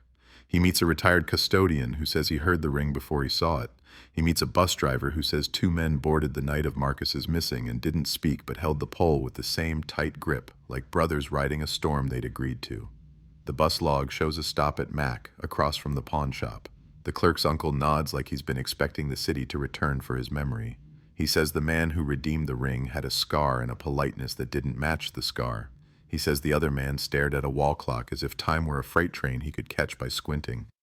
He says they left together and split at the door like a coin deciding which side it wants the world to see. Evelyn brings something she shouldn't have. A photograph that was taped under a dresser drawer, found only because a screw wanted to abandon its post and the drawer decided to confess by jamming. In it, the party's basement is a blur, streamers like shed snakeskins, plastic cups marching toward the trash. A doorway where Marcus is half-turned with a ring glinting in his palm and Lionel is an outline that recognizes itself, and a third face reflected in the window glass, hard to see unless you tilt the picture under the light like a prayer. The detective tilts and the reflection picks itself out of shadow. The slow car's driver from the traffic cam, ear unscarred, hospital bracelet bright as a dare, eyes on Marcus's hand, not on the camera. The organizer says, "I know that man's silhouette from the stairs. He used to stand outside and tell jokes to people who weren't listening." The nurse says a name that locks the air for a second. Jeremiah Monroe, JM. The patient, a cousin by marriage with a talent for bad timing. He died in January 99. Grief has gathered dust on the listing in a binder no one opens unless detectives ask nicely. So the ring belonged to Jeremiah's wife, or to Evelyn's cousin, or to the night that broke itself neatly in 2, before and after. The tape is a time capsule with a hole in the bottom. The photograph paints the reflection of a man present at the party and alive long enough to sign a hospital log and then gone. The organizer rubs his eyes with the heel of his hand and says, "People try to nurse their regrets and end up feeding their lies." The detective thinks of the phrase, "Grace isn't time," and for the first time believes it might be instruction and not poetry. He asks Lionel if Jeremiah ever asked for the ring back. Lionel says he asked for a do-over, and Marcus laughed without humor and said, "You don't get those, you get witnesses or you get silence." Lionel says he ran because the slow car's window rolled down and the driver tapped his cheek where a scar wasn't, and he saw a future where there would be one. The rookie plays the tape again and listens for the door. A pattern emerges. The door sighs, then a mechanical click, not from the deck but from a camera taking a picture. The detective cross-checks timestamps and finds the party photos were developed at a drugstore that closed with the last century. The clerk there kept negatives like fossils boxed by month. She's retired, but her nephew knows where the boxes sleep. They find the strip with the basement shot and, 3 frames later, the same doorway empty but for a smudge on the tile in the shape of a ring, and in the leader, the useless run of film that never holds an image, someone has written with a silver marker, "Redeemer Keep." The detective holds the strip up to the light until the room makes sense as a stain of gray. He thinks of the word keep, its 2 meanings, to guard and to cause to continue. At the tire lot, where the ground still tells stories in rubber and glass, they dig along the fence line and find the remains of a burned shoebox. Inside, ash that used to be paper and a coin welded to the bottom. Commemorative, 1996, a church anniversary token that reads, "Redeemer, 100 years." The organizer takes it like a sacrament and says somebody tried to burn a memory and left a marker instead. The rookie picks through ash with a painter's brush and finds the skeleton of a staple. It's twin to the Buicks. The detective stands and looks at the skyline through heat mirage memory and says a sentence the city doesn't hear. Someone made a ritual to make a mistake look smaller. They knock on doors on Jeremiah's street. Neighbors speak about a man who told jokes at the wrong times and apologized with casseroles. They speak about a marriage that tried to outpace a hurt and tripped. They speak about a ring that came back from a pawn shop in the wrong pocket. They speak about a woman who threw it into a drawer and then into a bag and then into a box and then into a fire that didn't finish the job. They speak about Marcus visiting with a look that said he was borrowing guilt. They speak about Lionel hovering like a comma. They speak about a car that cruised by so slow it felt like punctuation deciding where to land. The rookie writes fast and the page collects ink like rain. The detective thanks them for telling the truth their houses can stand. Back at 3B, the answering machine has blinked itself to death, but in the cushion of the couch, stitched so neatly that only a bored heart could notice, the rookie finds Floss holding a seam closed. Inside, a folded paper, thin, translucent with the oils of fingers that couldn't let go, library printout. Photocopy, Redeemer, ring. On the back, a list of names with no explanation. Evelyn, Lionel, Jeremiah, Mercy, Sparrow, King, gone. The organizer laughs softly when he sees them. Those are the meeting names from Thursday nights. Someone built a ledger where there wasn't one. The rookie turns the paper over, and at the bottom, in Marcus's hand, the words that sound like a person trying to trade their past for a receipt. If it can't be returned, it will be witnessed. Evening sinks its weight, and the tape sleeps in evidence, and the tire lot cools, and the church signboard flips letters. Hope, 7 p.m. The detective stands at the steps and imagines the ring traveling, pocket to pocket, box to box, breath to breath, gathering not fingerprints but stories, becoming heavier because narrative is a metal. He thinks of the word solved, how it will one day sit in a report and flatten everything that breathes here. He thinks of Lionel's scar, both earned and inherited, and the way the slow car's driver tapped his face like he was pointing at a future. He thinks of Jeremiah's reflection caught in glass and how some people only learn to show up when they're almost gone.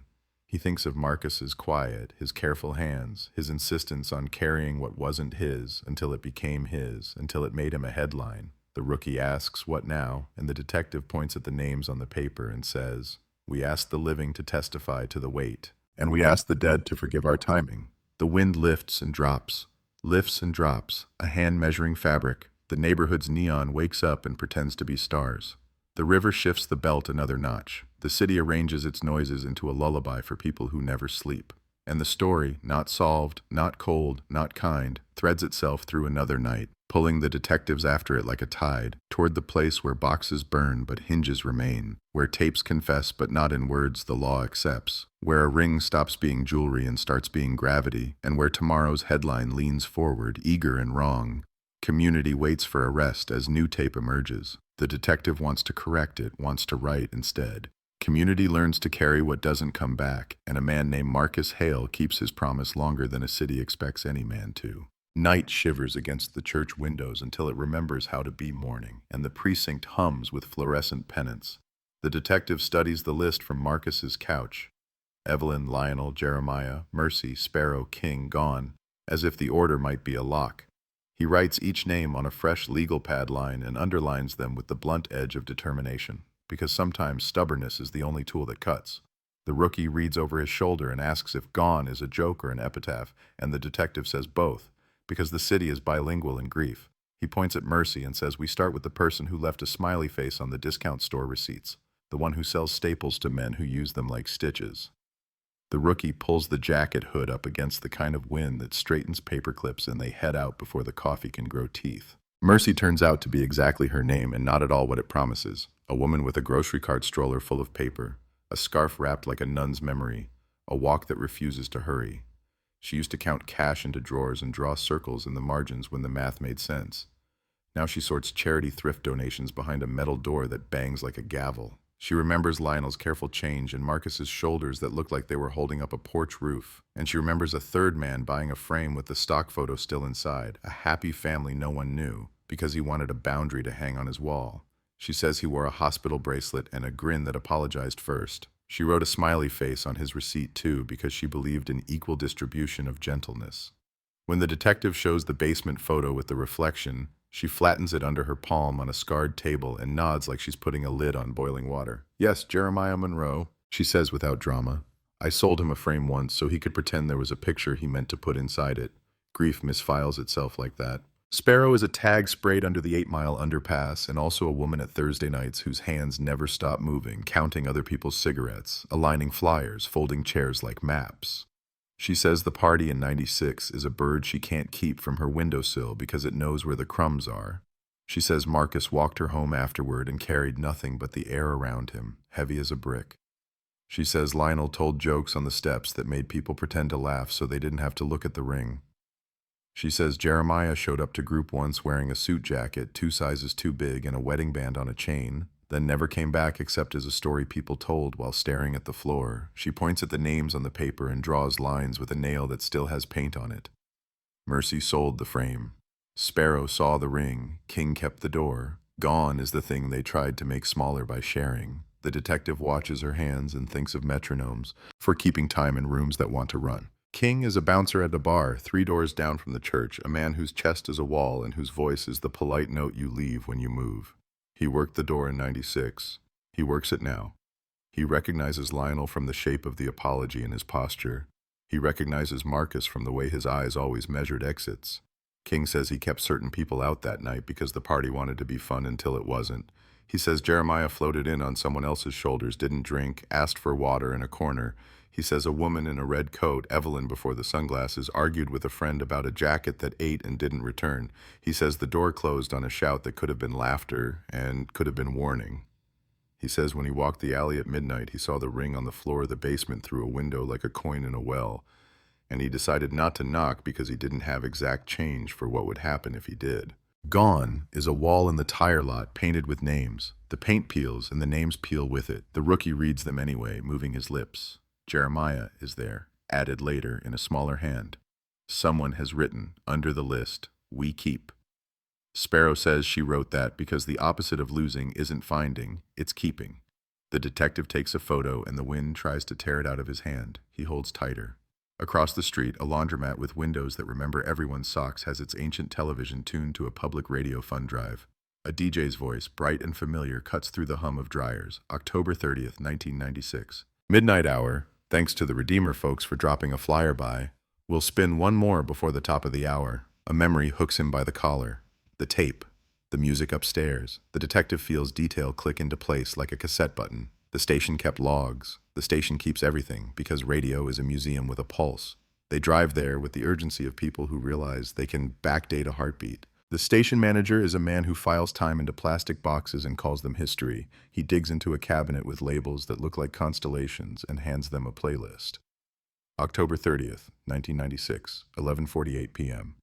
to 12:05 a.m. During the exact minutes the tape caught voices in the basement, a particular song sighed through the floorboards, a saxophone that made the concrete softer.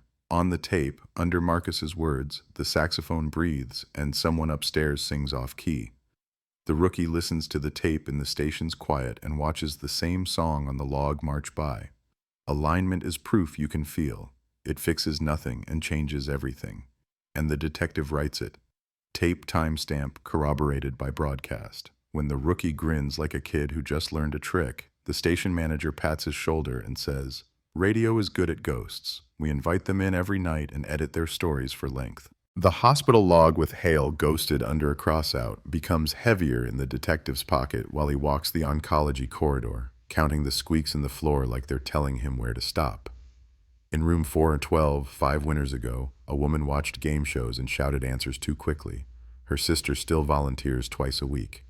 She remembers a man who came and stood by the window and refused to sit, a man who held a photograph by the edges and refused to cry, a man who asked if forgiveness had office hours.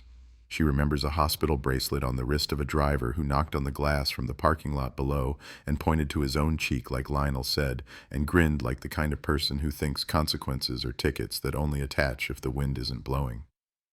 She remembers a wedding ring threaded on a chain around the patient's neck because her hand had swollen. Remembers the chain breaking when a nurse reached to fix a pillow. Remembers the ring being set on the tray table and then not being there. Remembers guilt moving through the room like a draft that no one could find. Back at the garage, the pegboard's missing wrench gets a cousin, a missing service ticket. The boss finally admits a car came in after hours the week Marcus went missing. The limp Buick with the red plate fragment. A cash job that bought silence. A copy of the service log, thin paper, blue ink, shows a line squeezed between shifts with a note in Marcus's hand. Jeremiah, wheel wobble, no charge, talk after. The rookie's jaw tightens because talk after never came. The detective traces the signature like a vein. He asks who else was there. A kid sweeping up, now a man with a belly and a calmer heart, says he watched Lionel wait in the doorway and not cross the threshold, watched the Buick drive away crooked, watched Marcus fold the log and tuck it into his jacket as if writing something down could deputize it into truth. They knock on the apartment of the trumpet boy again, and this time his trumpet is a diploma. He's older, moved out, but his mother is still there with a dish towel and a perfect memory for doors. She says the night of the missing, she heard 3 different sets of feet on the stairs separated by the length of a commercial break. One set paused outside 3B. The second knocked and then knocked softer. The third didn't knock at all. It kept moving, like someone who mistakes momentum for safety. She says she opened her door after the quiet started and looked down the stairwell and saw a man with a hospital bracelet steady himself on the rail and then pat his own cheek again, as if rehearsing a face. It's the gesture that keeps showing up. The tap, the unscarred cheek, the dare. The detective writes it in caps this time and circles it like a bruise. Evelyn brings coffee to the Redeemer steps because stairs are places where decisions dress like conversations. She says Jeremiah's wife hated the ring because it rang, because it drew attention, because it made promises louder. She says the night of the party a fight wasn't a fight because everyone was too polite to use the word. She says the ring migrated to Marcus because he's the person in every room who picks up the sharp thing. She says she told him that's not heroism, that's a habit that will end you. He said he was just keeping it until it found the person it was heavy enough to belong to. That phrase again, weight is destiny. She taps her cigarette on the step in a rhythm that matches the saxophone from the tape. The organizer comes out and there is a moment of ordinary. Hello, here's sugar, the weather. But ordinary can't hold when a city is watching a wound. The rookie who still believes in doors that open when you knock correctly combs visitor logs from the mission that used to be a mission and finds a name in neat block letters on the week of the missing. Monroe, J. Signed out blankets and a Bible and returned neither. Under it, a smaller note in someone else's hand. Redeemer, Thursday, ask M. He brings it to the detective like a dog with a live wire. The detective reads it and hears the audiobook of a city whispering. Ask M. Who is M? Mercy, Marcus, Monroe. The organizer says it's meeting, not a name. He says the clerks wrote it like an arrow to the place everyone goes when they need to pretend they're rebuilding. The rookie deflates and then inflates again because disappointment is just the lung adjusting. The detective circles it anyway. Dead ends are still streets. Sometimes they loop back to the center without warning. The photocopy with she never got it back becomes a kite. Everyone holds a corner and the wind refuses to show which way it wants to blow. The lab, growing indulgent with the case everyone thought would stay cold, finds on the copy's margin a faint transfer from another paper. 3 digits that could be a locker number or a safe combination or the end of a phone exchange. 217. The detective tries the hospital's floor plan. Room 217 is pediatrics, and the idea cracks him like a knuckle. He tries the church's back hallway lockers. One is rusted shut, one opens to a pile of non-committal hymnals. 217, sticks, then gives with a breath that could be relief or accusation. Inside, a man's cap with ear flaps and a small plastic bottle of travel mouthwash that smells like cinnamon toothpaste and a folded paper towel that hides a photo. The photo is the original the photocopy was made from, sharp where the shadow was soft. A woman's hand with a ring and a nick inside the band and a thumb that bears a scar too, a crescent, a mark like a bite from a past that takes what it wants. The detective stares because the nick and the scar make a sentence together, not perfect, not new, not erased. The rookie says 2117 was a code Jeremiah used at group for I'm not ready, 217, 2 steps forward, 1 back, 7 days and a week of trying. A janitor named O. King, no relation to the door, just a kingdom of mops, remembers finding the cap in that locker and leaving it because men leave parts of themselves all over church basements. He remembers a man coming down the day after the missing and opening the locker with a key that did not fit, and crying one tear like he was tipping the house. The janitor says the man had a scar he didn't have the last time. He points at his own cheek out of habit. The rookie's pen stops. Earned and inherited meet on a face. The detective looks at the cap. It smells like dust and cinnamon. He puts it in a bag as if collecting a crown. The precinct's ancient VCR wheezes and then indulges them with footage from a convenience store across from the church, dug out of a back office where formats go to rot. The tape has been recorded over 1,000 lives.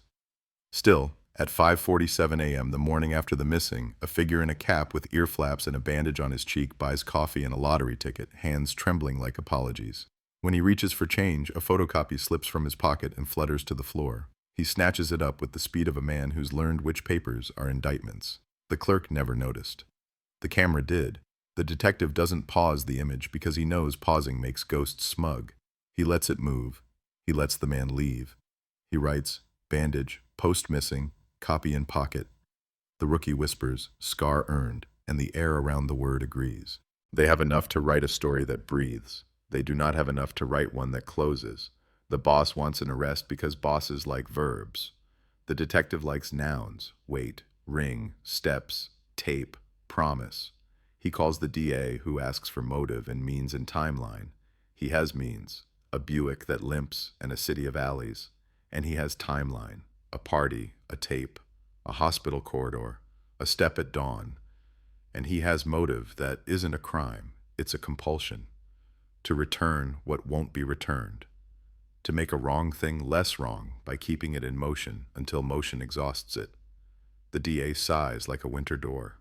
Tell me who did it, he says without kindness. And the detective says, everyone did, and no one did, and the ring did, and the steps did, and time did. The DA says the jury doesn't speak that dialect. Call me when you have a name. So they go back to the names. Evelyn drinks coffee that punishes. Lionel sits on his hands. Mercy arranges a box of old frames like place settings. Sparrow folds flyers. King watches a line of boys learn to pretend they're men and taps IDs that lie. Jeremiah is a photograph taped to a refrigerator next to a shopping list that misses him by 2 items.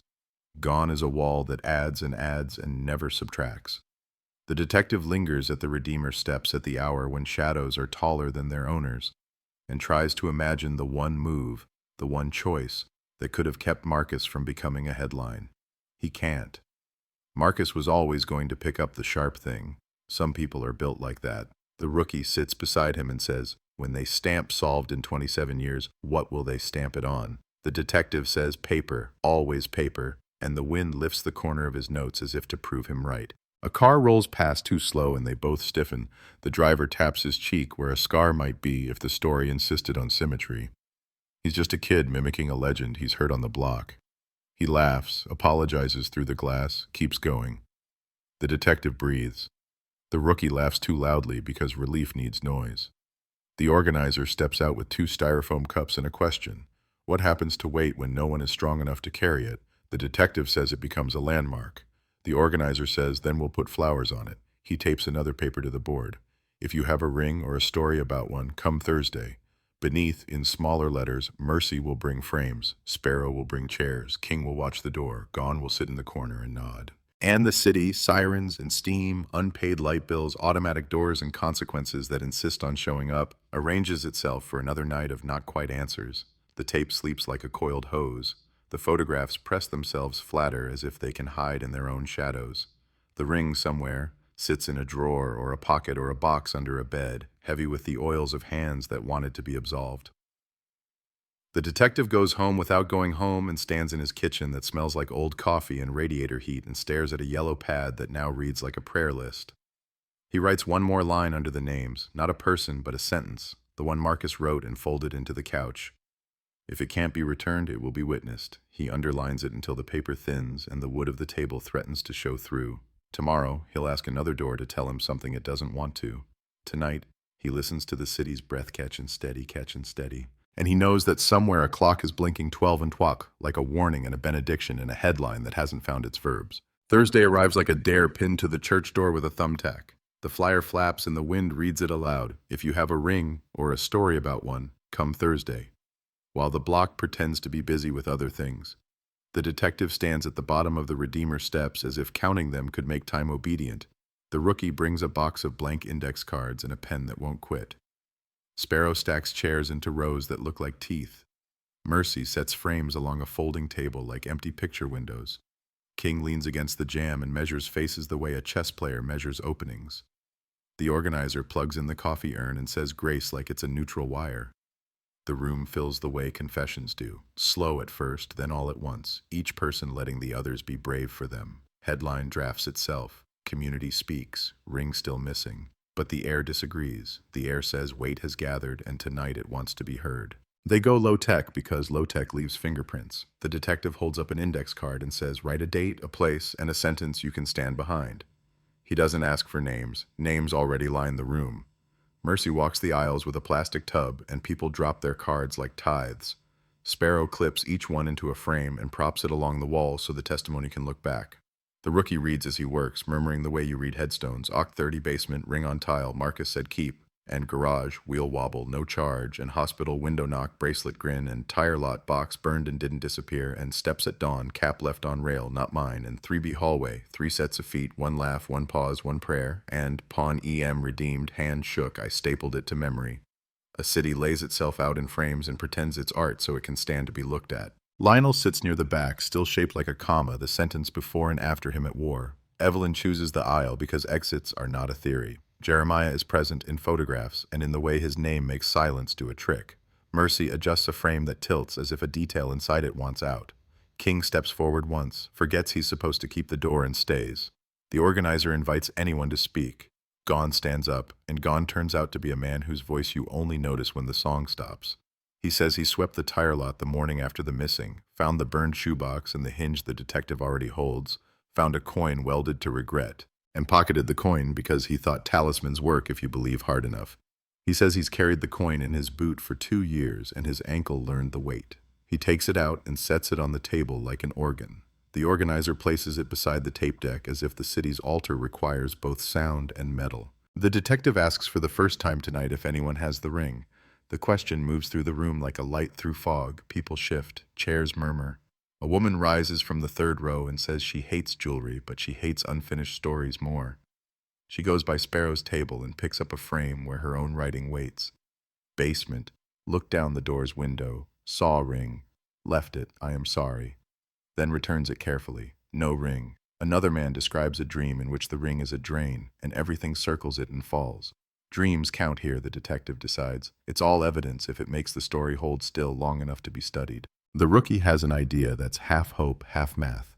He sets the tape in the deck again, the one from 10:30:96, and asks the room to be quiet. He turns the volume so low they have to lean in. He hits play. The hiss becomes a room tone everyone recognizes. The church basement when it believed it was something else. The saxophone floats down from the past. Chairs scrape. A door sighs. The ring hits tile. Voices do their dance. Then, in the space after the sentence that keeps showing up, I didn't do it, I just didn't stop it. There's a sound no one has noticed because no one wanted to. A wet inhale, small, close to the machine. Not Marcus, not Lionel. Someone standing by the recorder itself, breathing like they were holding a decision in their mouth. The organizer goes pale because the deck lived behind his coffee urn for years, whose hand reached for record that night, whose guilt thought preservation was absolution. Sparrow points at the corner where the deck sits now and says, I was serving coffee. The urn was boiling. Whoever hit record did it when the cups rattled. Mercy lifts a frame and the paper beneath it crackles with old heat. Evidence breathes through time by making every object a witness. They take a break because the room needs oxygen. Outside, the steps feel the weight of choices. The detective stands at the railing and watches a bus stop blink to announce a driver that will never arrive in time. He thinks about the DA's hunger for a name and about how names are a trick the truth uses to become consumable. The rookie comes out with pockets full of index cards and a face that says he believes in hinges. He shows one card he didn't frame because it wasn't a sentence, it just says a name, Hal E. With a space like someone ran out of room or nerve. The detective flips it over. On the back, a phone number without an area code, the way people write when they assume the city knows itself. He dials. The line rings into a void that used to be a kitchen. An automated voice says disconnected. He writes it anyway. The habit of writing is a religion he understands. Back inside, Mercy holds up a white envelope that wasn't there a moment ago. No stamp, no address, just the word return in block letters. King swears he never took his eyes off the door. Sparrow swears she never took hers off the room. The organizer shrugs because sometimes what needs to enter, enters. The detective opens the envelope like a person learning to diffuse. Inside is a smaller envelope, hospital stationery, the corner crimped as if someone held it too tight. And inside that, folded once, a letter in careful, slow script, the script of a man who learned to write by tracing someone else's steadier hand.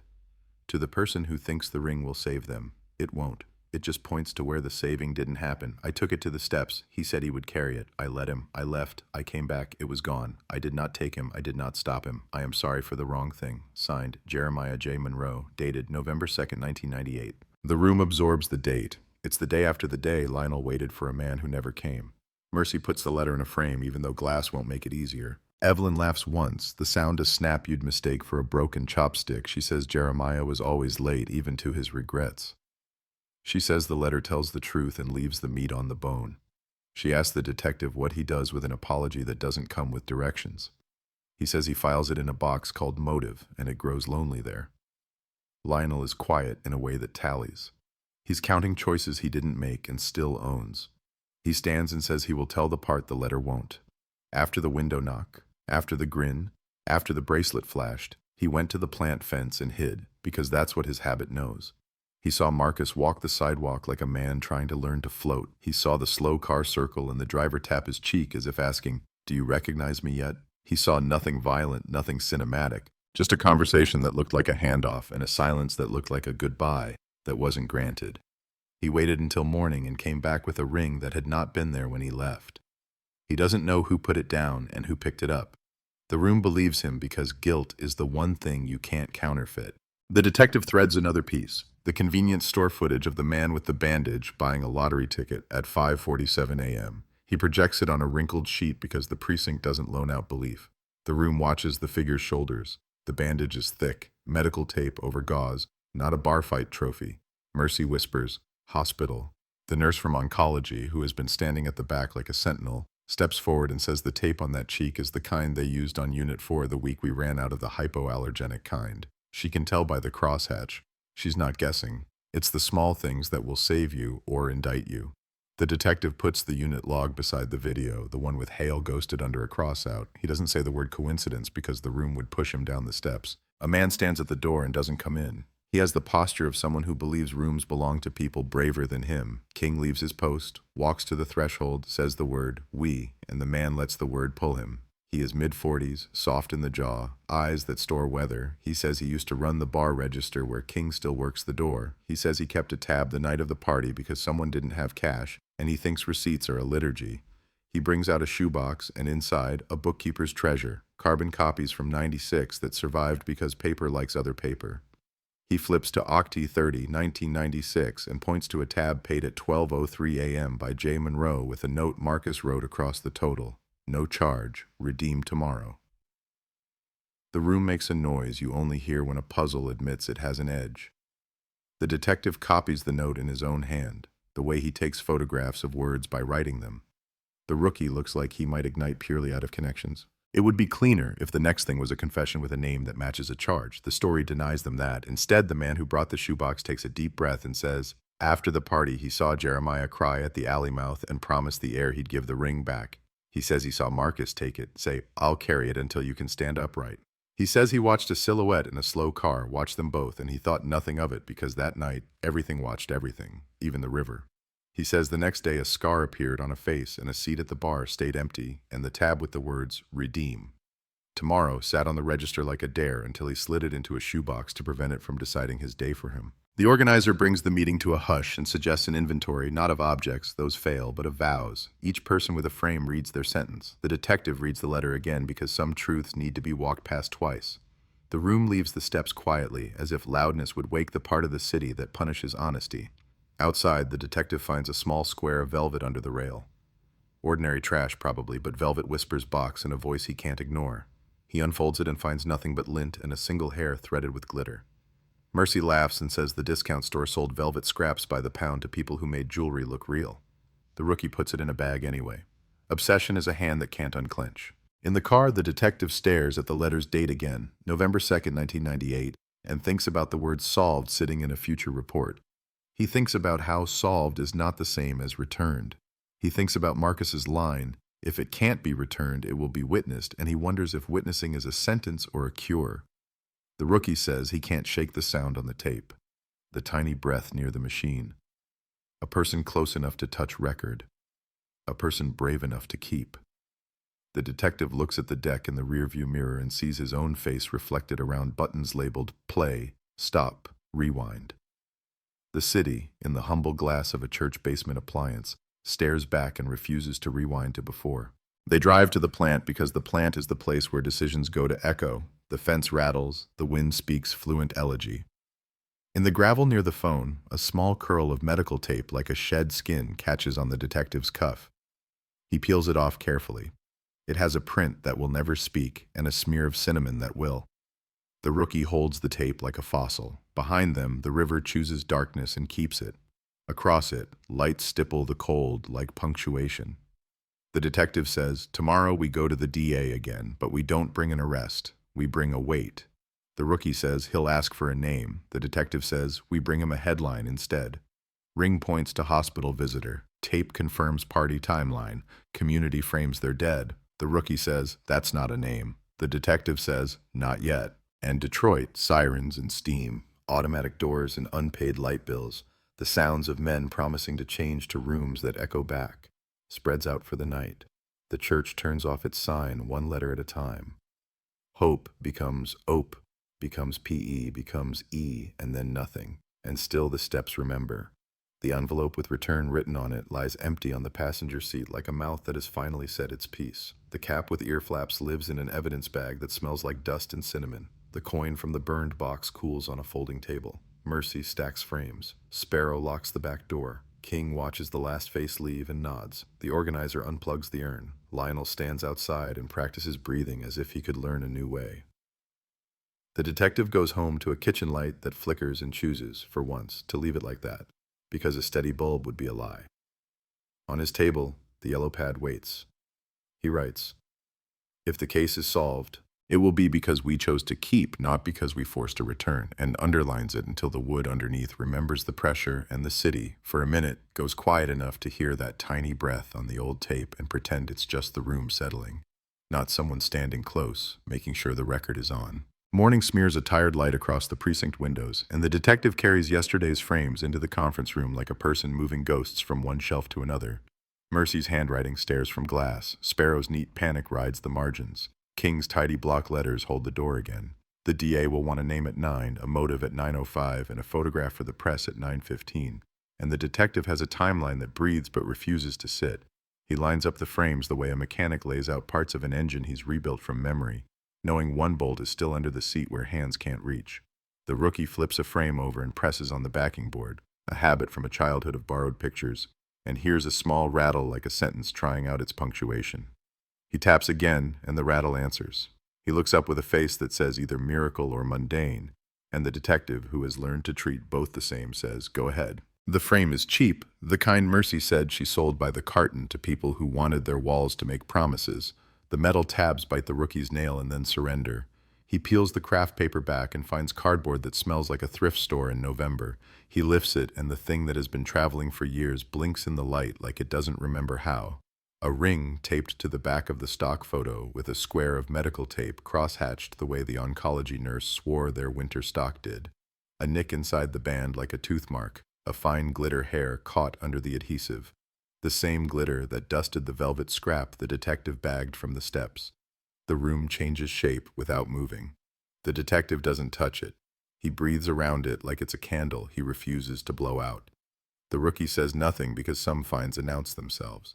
Mercy is summoned without sirens. She looks at the open frame and her face does a small arithmetic. Purchase orders from 1997 plus donation bins, plus a memory of a man buying a boundary for a picture he didn't own. She laughs, not cruel, just astonished that people always pick the same hiding places. She says the backing is stapled with the kind of cheap teeth the discount store sold the year they ran a 2-for-1 on frames. She says whoever taped it used hospital stock and impatience. The organizer arrives with coffee he forgot to sweeten and nearly drops it when he sees the ring sleeping against a family of strangers on a printed beach. King steps in and stops at the threshold like a superstition. Sparrow presses a palm to her sternum like someone knocked gently from the inside. Lionel comes last, stands far, eyes fixed, as if distance could change the weight. They bag the frame, the tape, the backing, the hair, the idea that objects carry the fingerprints of sentences. The detective calls the lab, uses the voice he saves for moments that pretend to be final. Nothing is final. The DA will recognize the ring because the city has been describing it for a decade like a fairy tale. The rookie writes on the evidence label with hands that shake and letters that don't. Mercy says she wants to laugh harder because of course it was in a frame. She says Jeremiah once bought a frame for a picture he didn't have.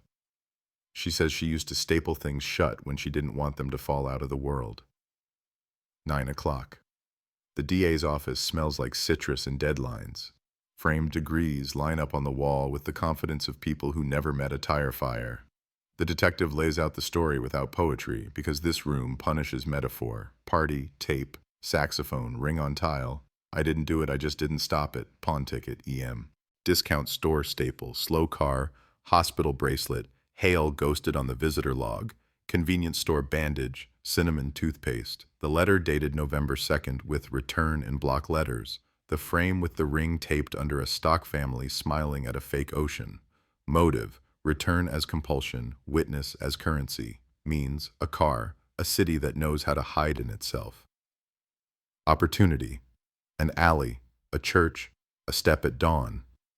The DA drums his pen because his hands need to pretend they're the ones driving. He says, "Who put the ring in the frame?" The detective says, "The tape and the paper say Jeremiah wanted to return and failed." The rookie says the hospital tape says someone from the 4th floor touched it later. The DA says, "I asked for a human, not a chorus." The detective says the chorus is the human. The DA asks for prints. The detective says tape eats prints. The DA asks for DNA. The detective says time is a solvent. The DA asks for a witness who saw a hand pass a ring. The detective offers a room that heard a ring hit tile and a city that watched the afterward. The DA stares at the ring through plastic like it's a coin you could buy certainty with. He says, "This gets me to a press conference, not a trial." The detective says, "It gets the weight out of a frame." The DA says the press can have the word recovered. The detective says recovered is a lie unless we mean recovered by the story, not by us. The DA smirks because he earned that right in a room like this. He signs a form and rehearses the sentence he will say into microphones. Long unsolved case sees major development. Ring recovered. Department hopeful. The word hopeful will do the work of 20 facts. Back at the Redeemer steps, the ring sits in evidence on a table that has held too many hands. The organizer doesn't touch the bag. He reads a new flyer someone taped over his last one. Found isn't returned. It's Mercy's handwriting. Sparrow arranges chairs because ritual is how you trick a day into thinking it can change the past. King runs a bar rag over the doorframe like a blessing. Lionel hovers with the shape of a confession he's already spoken. Evelyn arrives last, sunglasses notwithstanding the gray. And when she sees the ring, she smiles with no joy. She says, "So the story was telling the truth the whole time." She says, "So what now?" The detective says, "We find the man with the slow car and the bandage who knocks on windows like they owe him reflection. We ask him what he did with the time between tapping his cheek and the sun rising. Who is he?" The hospital nurse's memory reaches again like a hand through a curtain. She said the woman who died in January 99 had a son with snow in his beard. She gives a name from a log that wasn't digitized because certain paper refuses to die. Aaron Pike. He signed in on oncology on nights that rhyme with the party's aftermath.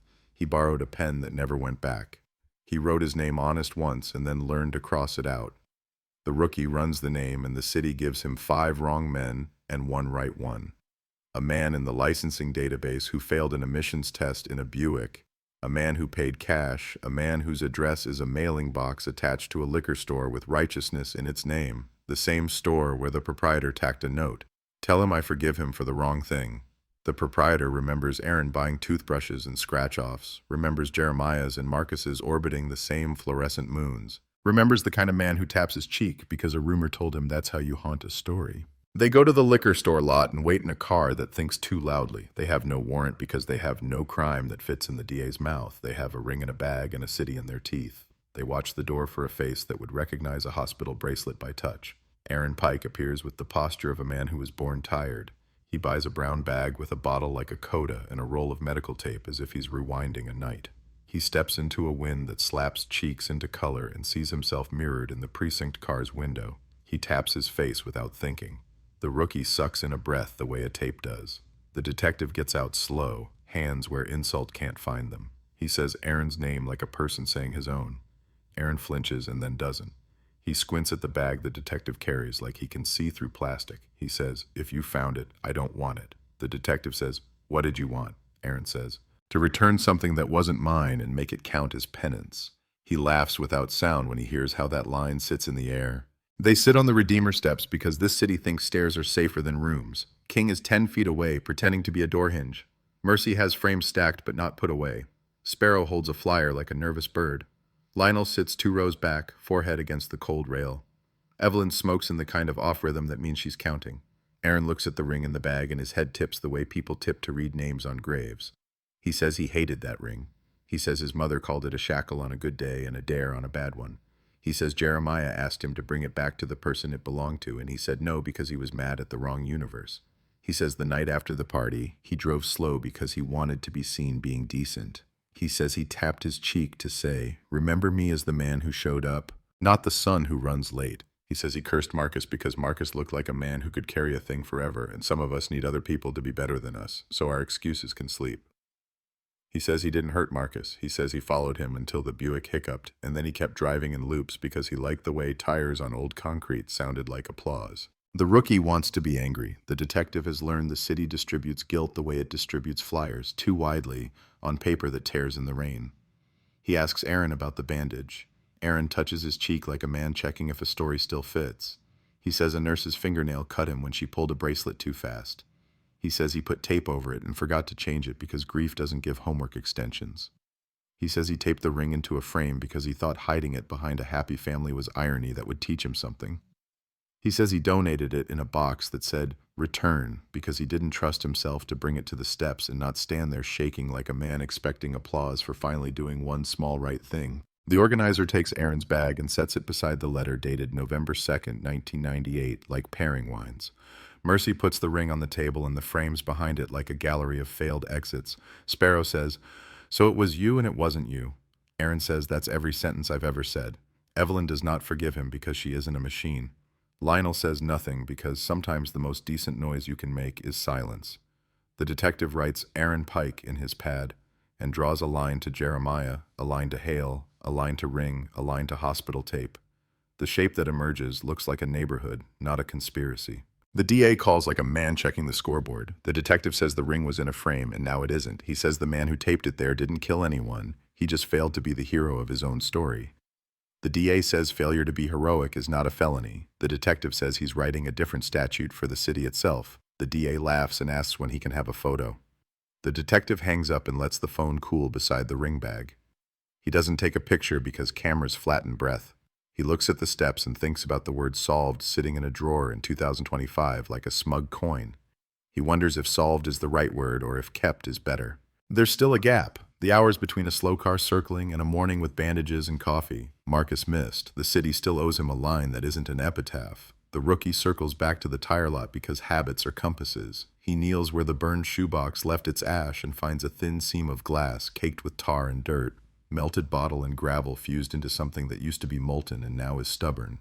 Embedded near the hinge scar, a sliver of stainless, like the nose of a key snapped under pressure. He pries it out, and the organizer of all people recognizes the profile. It's a locker key, church basement, the old ones they replaced because they snapped. Number stamped into the metal, 217. The rookie holds it with the reverence people save for relics that hum when you touch them. 217. The locker that held the cap, the photocopy, the mouthwash.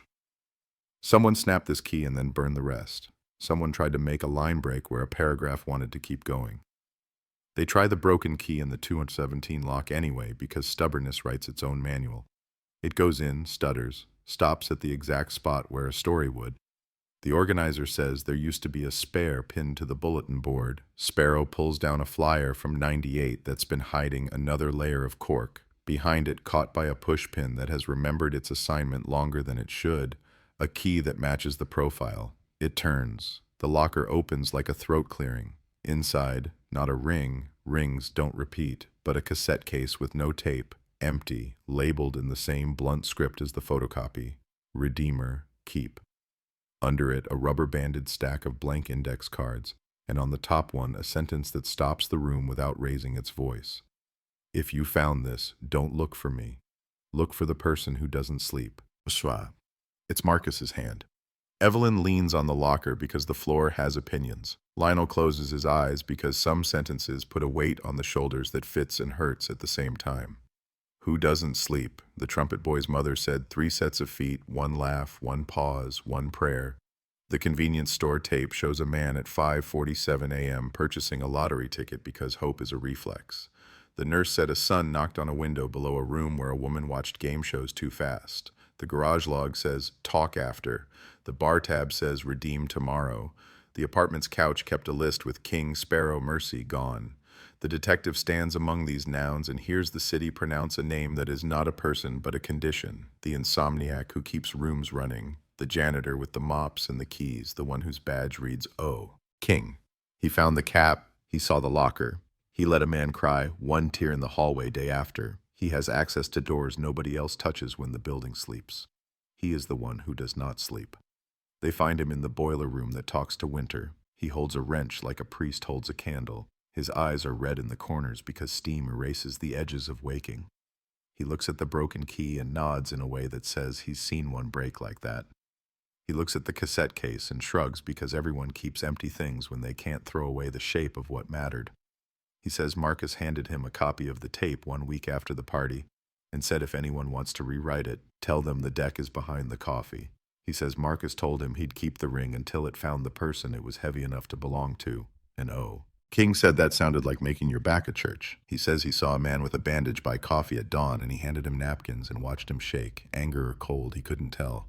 He says he doesn't sleep because buildings talk when people don't, and he's the one who listens. Night returns and refuses to apologize. The DA's press conference happens on a television in the bar where King keeps the door. The chyron reads, Detroit, 1998, cold case, ring recovered, new leads. The detective hates the word leads because it implies a leash. The room claps for the wrong thing because clapping is how you tame unease. Mercy turns down the volume and puts the framed sentences back on the folding table. Sparrow sits on the step and writes new flyers that say, keep in letters thick as rope. Lionel stands at the curb and breathes on purpose. Evelyn watches the river move like someone drove it and left it idling. Aaron Pike goes home with empty hands and a face that will not forgive him without work he has not learned. O. King oils a hinge. The nurse finishes a shift and pockets a pen she will bring back tomorrow on purpose. The detective drives the ring back to the evidence room where it will sleep in a drawer marked with a number that will be a trivia answer in the year they call solved. He doesn't want it to sleep. He wants it to continue being a thing that points. He writes in his yellow pad what he's been writing since the first night, because wishes are also evidence if you repeat them. If it can't be returned, it will be witnessed. He adds a second line because the city has earned it. If it is witnessed long enough, it might stop hurting the wrong person. The rookie locks the evidence cabinet and checks it twice, and then once more because habits are seatbelts. They walk out into a night that pretends to be ordinary, and the wind taps their cheeks like a friend who has to make sure they're still looking. In an apartment somewhere, a phone blinks 12 o'clock in a room nobody can sit still in. On the Redeemer steps, under a rail that remembers hands, a small square of velvet curls like a shy animal and holds nothing, which is also a kind of weight. And the city, loud and precise, says, all right then, one more night, and drags them forward toward where the ring leads that isn't a ring at all, but a map that refuses to admit it knows the way.